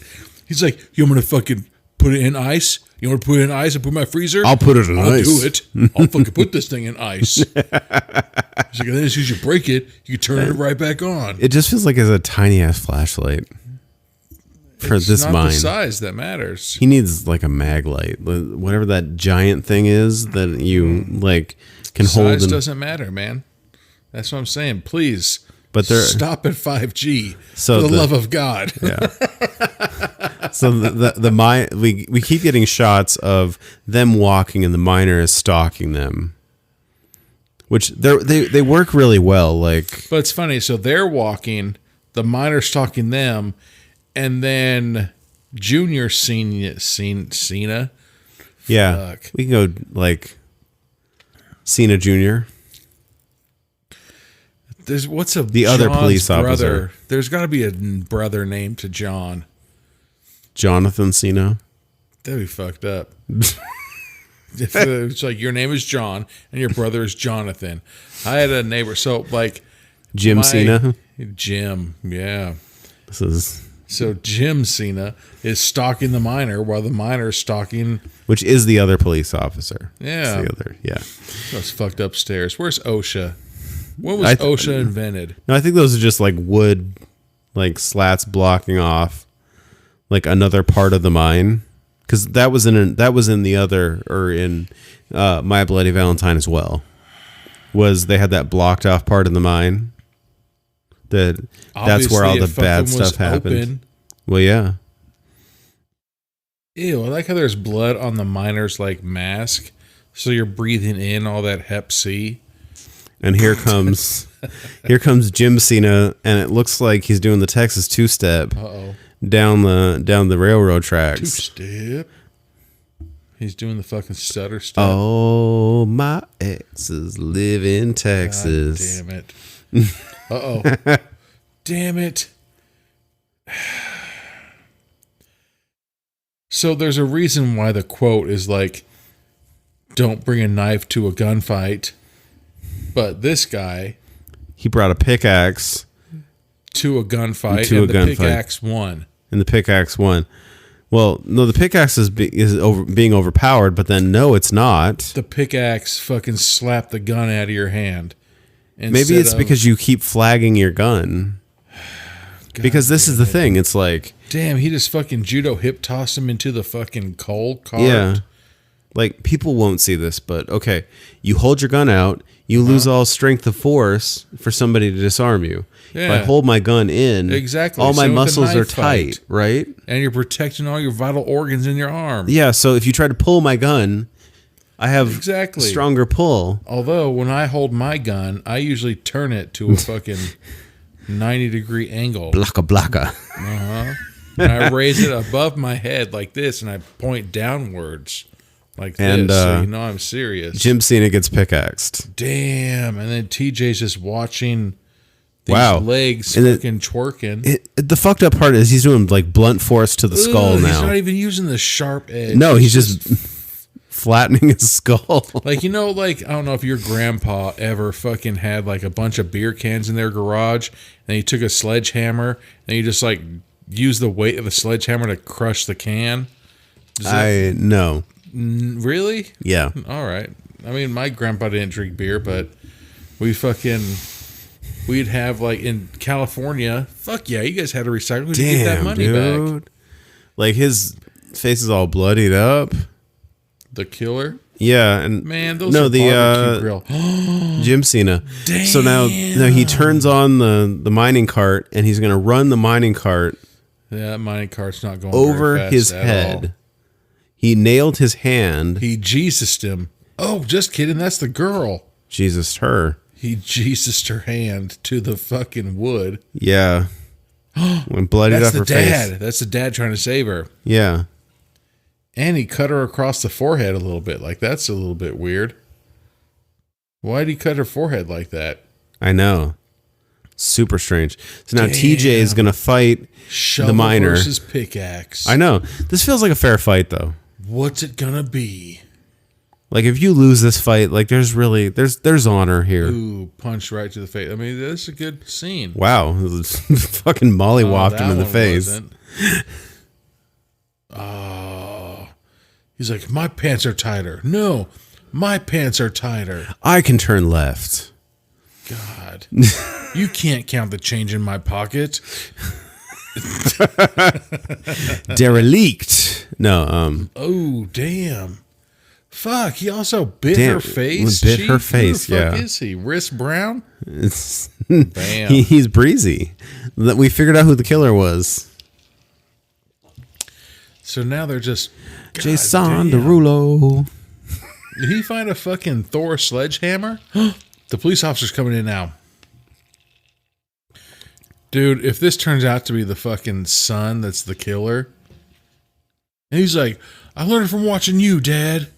When you took the cigarette break. I like that they actually put the killer in peril. That he's not, Yeah. you so know, they like just fucking shoved bulletproof. Yeah. him Shoved up him. against a wall that probably had a spiky thing. Oh, just And he's got to kidding. pull himself off of it. Oh, it's a pipe. No, that is a pickaxe. Was that a pickaxe? Okay. On the ground. Okay. But he like falls down on it and I was going to say it goes right in his butt. His booty hole. Damn, but now it's a close up on the daughter's face. Yeah. That's fucked up, man.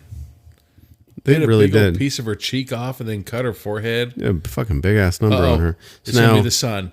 It's I fucking knew it. It's the son. You motherfucker.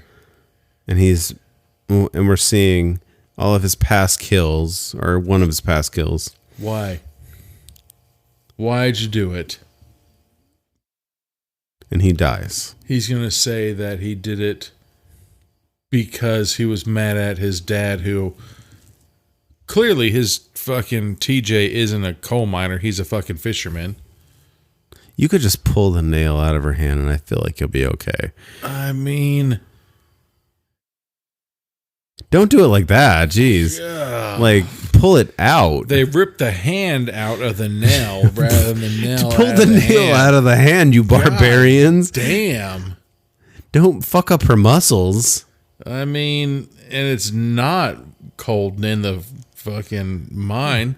You could have just do you have anything with a forked element to it and you could just pull?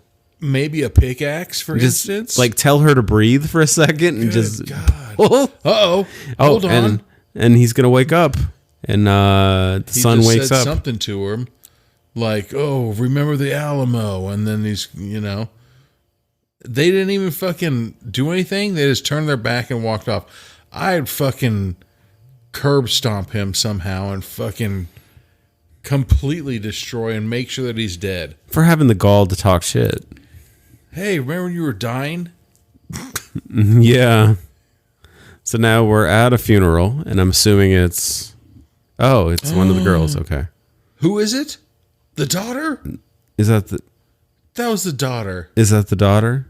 If you die, Denise Hanniger. Yeah, that's the daughter. you gotta be shitting me. You died from a cut across your forehead, a cheek bite, and a Jesus nail. Maybe it's the infection because you pulled her hand out of the nail instead of pulling the nail out of her hand. Winter's coming. She wouldn't survive the winter. Because you make weird decisions when it comes to nails in somebody's hand.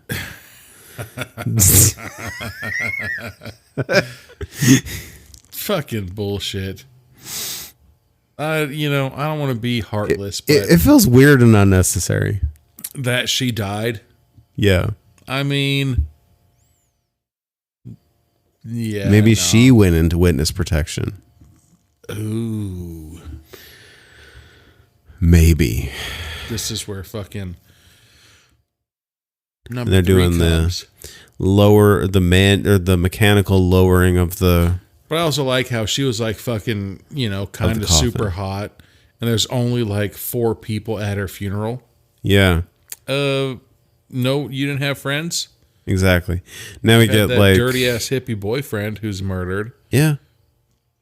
So now we get a home video of her as a baby. Or as a toddler. With bangs. Uneven bangs. I feel like that's a prerequisite for being... It looks like she cut her own bangs as a fucking 3-year-old. I see on TV, and then she did it. Yeah. They went to like fucking supercuts. I mean, probably. What the fuck? And everybody's like, all right, I've been here long enough. And everybody just walks off like, I have done my 15 minutes. Goodbye. I will fuck this bitch. I I'm make leaving. no interactions with anyone who else who is here. Right. Nobody's going to hug. I mean, some fucking boneless chicken wings from Buffalo Wild Wings. Let's fucking go, guys. there's no fucking communal like nature here. It's fucking BOGO. Yeah, like bye. One year later. It's happy hour. Let's get the fuck out of here. 1 year later. So now this is 41 years later. Yeah. Look at that shitty camera. What the fuck? And then it cuts to Are they going down the fucking mine again? like a creepy ass basement. God damn it. And there is somebody with a limp A pimp limp. and a flannel. What the fuck? Is that a potato gun? Damn. And only their chest gets cold because they're wearing a vest. And there's like creepy cutout like newspaper prints with Is somebody's that the guy with the fucking that he killed with the nail gun?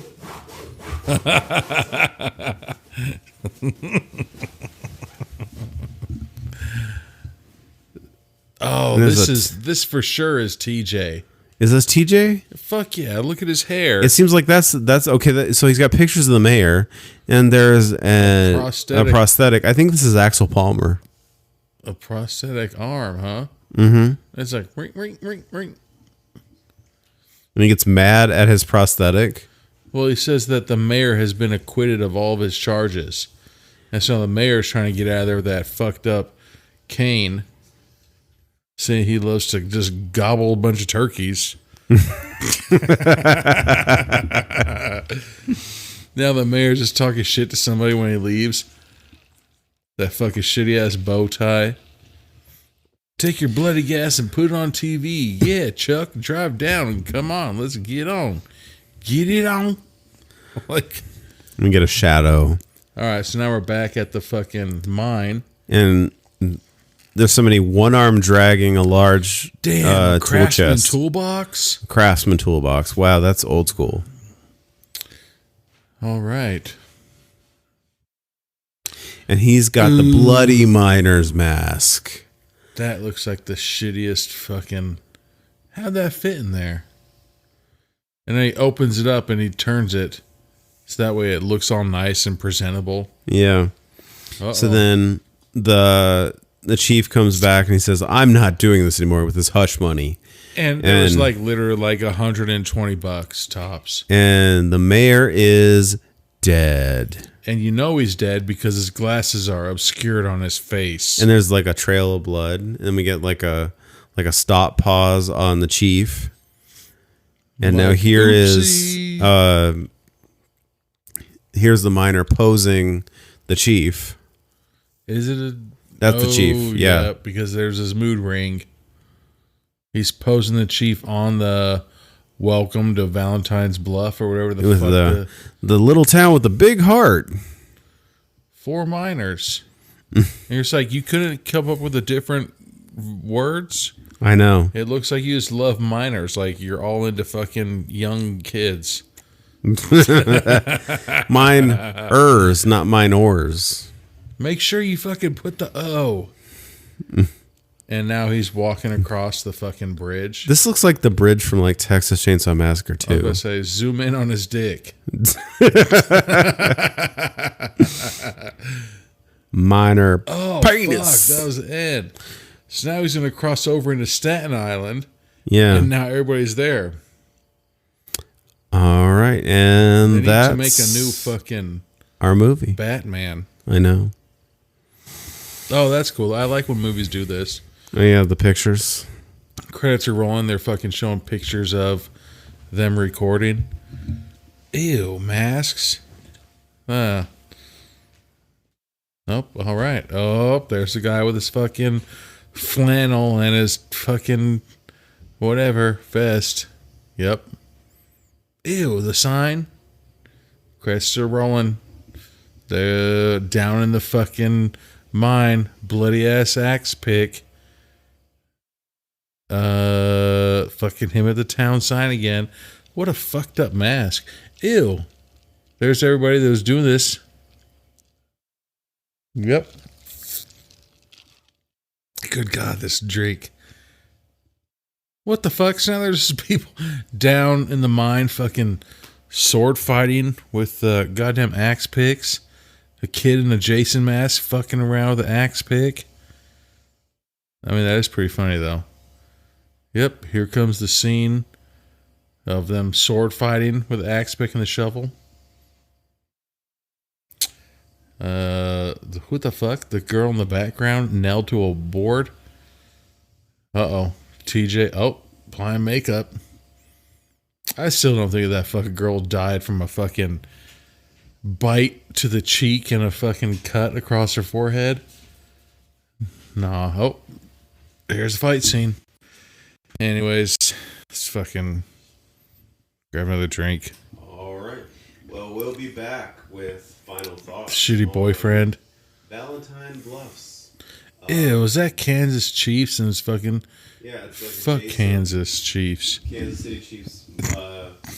Jason hoodie. Lame. All right, we'll be back. And we're back for final thoughts on Valentine Bluffs, Man. a My Bloody Valentine fan film. Yeah. What did you think? I really liked it. Yeah, it was good. I liked it. It had a bunch of the original shit in it. Lots of Easter eggs. Like, I felt like there were a good amount. Yeah. I think the only issue I had was how, God, I don't know how big of a pussy that girl was that died from a fucking nail in her hand. Yeah. Oh, fucked up. What if it's like, like in those old movies, Well, like we get Boys in the Hood and fucking shit like that, how it's like she died of fucking gangrene or she died of tetanus 6 days later because fucking it was a rusty nail or something. You know what I'm saying? Like, well, women. okay. No. I kind of feel like there were moments in the movie where you get that kind of feeling where it was just like, we see what happens, but we're not seeing why somebody died necessarily. Yeah, like, there I are feel moments like in the movie where you get that where they're like drop off points. women can fucking are very, very strong. That they can fucking give birth, but you can't handle a nail through the hand. It was a little weird. You sure about that? I mean, okay. I don't want to. Tim Robbins fucking meme comes in. You sure about that? You sure about that? I just want to say, you like, can give birth. You can push a fucking living being through your fucking vaginal canal, but you can't have a fucking nail through your hand. I mean, tetanus, it ain't nothing to fuck around with. Tetanus easily probably kills fucking upwards of 4 people a year, man.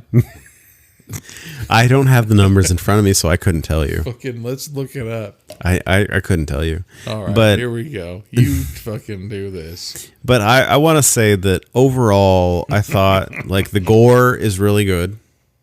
The story, it was fucking amazing. The story is coherent, like to the point that like we've seen some where like the story is just here and there and everywhere, and like it's kind of hard to keep up with.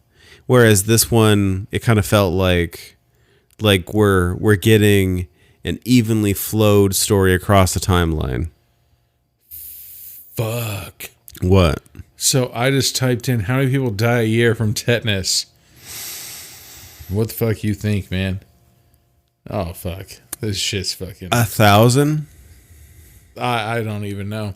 The very first thing, I'm not even going to open up the article. It says in 1990, 314,000 people died due to tetanus, while in 2019, there were less than 35,000 deaths. That's an 87% reduction. Yeah. So... I mean, there might be a couple. So less than 35,000. Okay, so I mean, Okay. I mean, That makes sense. Like, there's some of the shit where it's like, if you can fucking birth a child, you can fucking,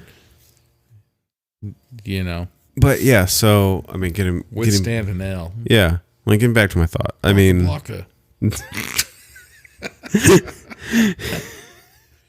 no, like there was a coherence to the story. It's just I feel like there are like scene drop offs where we see them, they drag her off, and she's still alive, but then she's dead when we get to the funeral.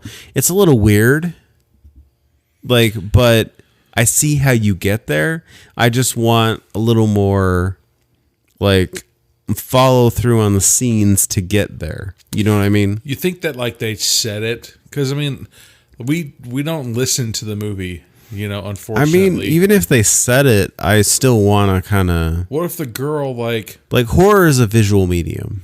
But what if the girl, like, offed herself because fucking her face was bitten and her forehead was cut? It's a fair point. And then on top of that, a lady's vanity. Right hand too. Her right hand got that fucked up scar. No matter how much because lotion, you pulled her hand out of the nail instead of pulling the nail out of her hand. No matter how much lotion you use. Thank you, TJ. Good job. She tries to give a hand party to anybody. That's not going to feel the greatest. Hashtag not bitter. Hashtag no hand jobs. No handy mandies. No old fashions. See? So I don't know why old fashions is so funny there. It is pretty funny. But old fashions. But no, okay. In all seriousness, overall, I thought the movie was really good. I thought that, like, we get this sense of character, even though I feel like there are points in the movie where maybe it runs a little too long in scenes, where I feel like you could condense a little bit and you would be okay. I still feel like I get a sense of character. I get a sense of who people are and why they are the way they are, enough so that I care about everybody that dies. Which I feel like that in itself is not something we've seen in every movie that we've watched. I think that, like we've been, well, I'll say I, for sure, me, have been wrong, Well, and we get some of those times, where like I said, we can't 100% watch the movie, while we do the episode, because there's shit that they talk about that we can't read on fast enough on the caption, Yeah. So I feel like there's shit that 100% we probably missed, but we get the gist of the movies, because. But there's some times where we're like, oh, those people are lovers. There's like, actually, it was their fucking brother and sister, or, oh, those people. I feel like that's happened in an episode.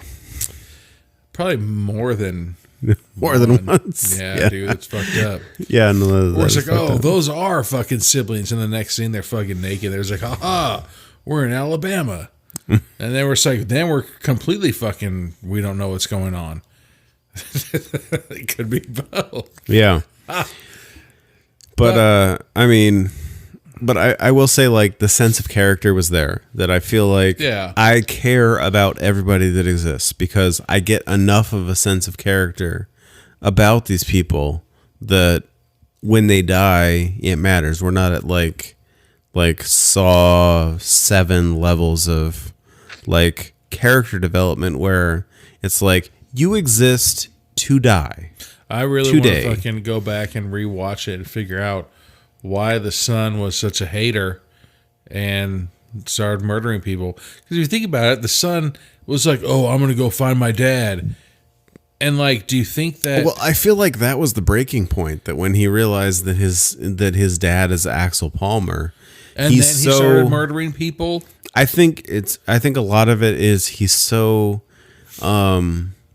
Maybe this is the like future, the future psychologist in me. What would be fucked up is, what if like they show a scene of the dad like, I'm going to go get cigarettes and bitch, and leaves, and the dad or the boy goes into his dad's closet and sees the miner's suit, and then he fucking starts wearing it or something.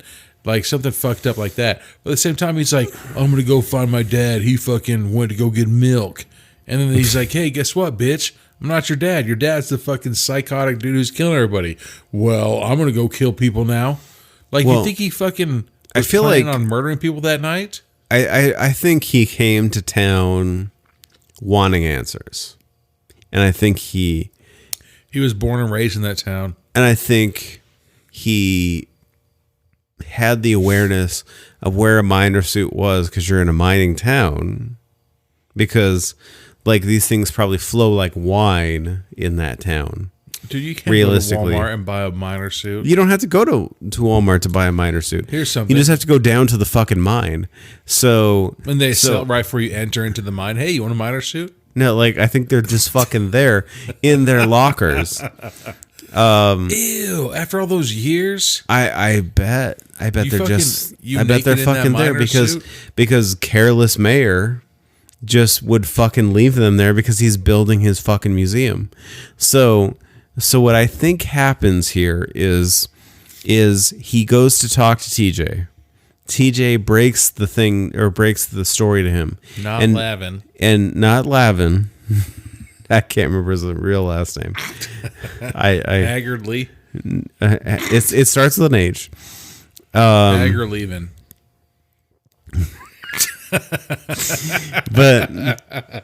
But I think he talks to him, and that creates like a psychotic break in him because he's already been on the point of depression all the way up here, where we're like talking like Tina from Friday the 13th Part 7 levels of depression, where she's just been on sadness to sadness to sadness to sadness, and it's not breaking, and you get more sad news where you've been banking on this thing this entire time that you think this is the truth and this thing is going to save me.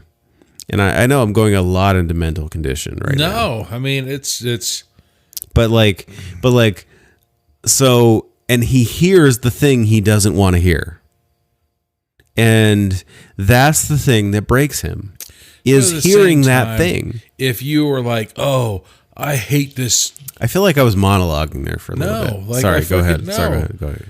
I think if you're like, oh, I hate this fucking town because people were murdered in it, and why am I still here? Blah, blah, blah. And there's like, hey, guess what, bitch?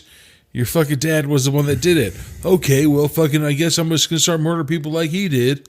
Well, yeah, like you're so attached to the identity of your dad that you are now going to assume the identity of your dad. But it just took one day? It could. It could take one day. I have to go back and double check the fucking movie. Was anybody murdered before he found out that his dad was fucking Axl Rose? No. Axel Palmer. But no. Yes. Nobody was murdered. Nobody was murdered before he found out his father wrote Sweet Child of Mine. November Rain, man. Did we find another argument point? Maybe, but actually, I'm more of a Paradise City fan. Jesus, Living on a Prayer. Is that what? That's Bon Jovi. God damn it, I lose. You are wrong about your bands, sir. Maybe. I just listen to gangster rap. November Rain over Paradise City. What about fucking? Fucking, I can't even think about it. Runaway Train. Anyways, so nobody was killed before he found out that his dad was fucking the killer. No. So as soon as they're like, surprise, you are the father. Fucking yeah, we get our Maury moment. Then he starts murdering people. Yeah, our like it's almost like a reverse Maury moment. That's fucked up. It's like, you are not the father. What if he was going over there to fucking murder TJ and be like, I know, goddammit, that fucking Circle K right down the road sells cigarettes and milk. It doesn't take 40 years to get cigarettes and milk. And so he's planning on murdering him, but he's like, guess what? I'm not the father. And then he's like, what? And then he fucking started murdering people because he thought, hey, this is what I should be doing. I mean, maybe. But like that's the way I take it, is that the murder spree starts because he figures out my dad was Axel Palmer, and his identity is so tied up in his father that it's one of those things. It's like, if you find out your father is like this evil, awful person, you don't want to become your father. But at the same time, you're so wrapped up in not becoming your father, you become your father. So if you were fucking born and raised in fucking, again, like Alabama, it's like, hey, and if somebody comes and knocks on our door, it's like, Anthony, your father was the greatest fucking NASCAR 500 driver. Tomorrow, you're just going to be like, wow. I'm Ricky Bobby. Exactly. If you don't chew Big Red, well then fuck you. Exactly. You know what I'm saying? If there's like, who is like, to jump into, I don't know if this is still a conspiracy theory or not. Well, I'm Ricky Bobby. But if there's like Jimmy Butler, Jordan was your dad, and then all of a sudden he just fucking starts and dunking. Well, I mean, okay, that's a whole different level. But you know what I'm saying? If I was like, if I fucking... To become a killer is a different story. Like, no, making a killer, literally in this movie, like, people have, like, I mean, people are not the greatest, fighters. If that's the way to put it. Damn. So people did get marked up pretty easily. They did. So I mean, it's like, to become a murderer is not that hard. No, hide in the shadows, pop out of the shadows, murder people from the shadows. You flinch at them and they die. That's fucked up. Like, where was this town? The deaths come really quick in this movie. Yeah. Valentine Bluffs. I hope to... God, I fucking hope it's not a real town. I hope so, because it'd be like population 3, because everybody just it's a real town. Like, I feel like I could just go in there like fucking like a car engine goes off and somebody falls on a nail. Dude, like, what the fuck? What's that? But I feel like that's every horror movie town. Like, they have Tucson King, and like effectively like a Tulsa King. Yeah. Like, they've effectively captured the horror movie town, where it's like, it's not about, being good at getting out of fighting scenarios. It's about dying well. I mean, that's pretty fucked up view, actually. It's pretty funny. But no, that's like the 80s horror movie mentality, though. Like, right? Instead of like fucking the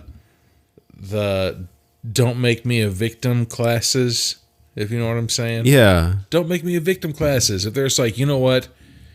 Unfortunately, you are going to be a victim. So how do you want to be one? Here's how to die gracefully. Yeah. Instead of being a fucked well, up yeah, thing. like it's like, it feels very 80s. And I feel like that is a compliment to the film. That if you are making a love letter to an 1981 film, which that was the year I was born. Like, before me. Yeah. Like, if you're making a love letter to the 80s, this is the love letter to the 80s. Like, dopey, weird victims that just like die. And like, they were capable, and now I'm not capable, and I die. Like, that works. So like, you want to hear something fucked up and kind of funny? Sure.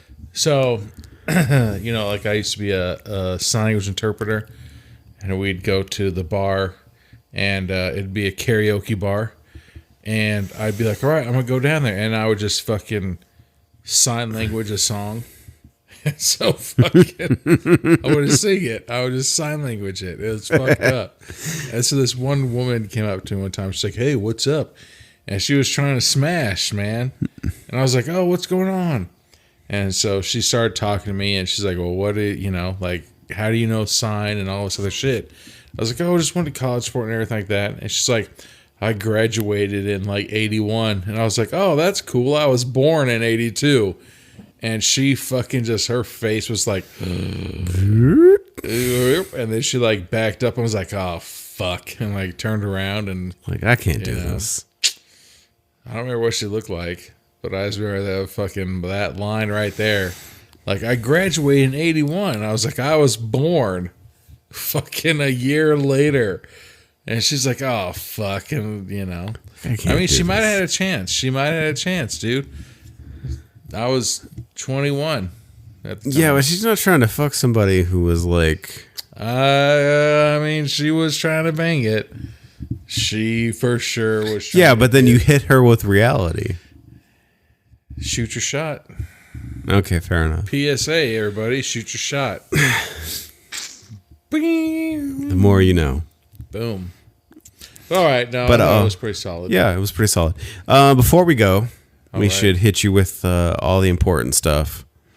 We already mentioned to you that this week you should hear Brian James O'Connell, director of Blood-Sucking Bastards. Ooh.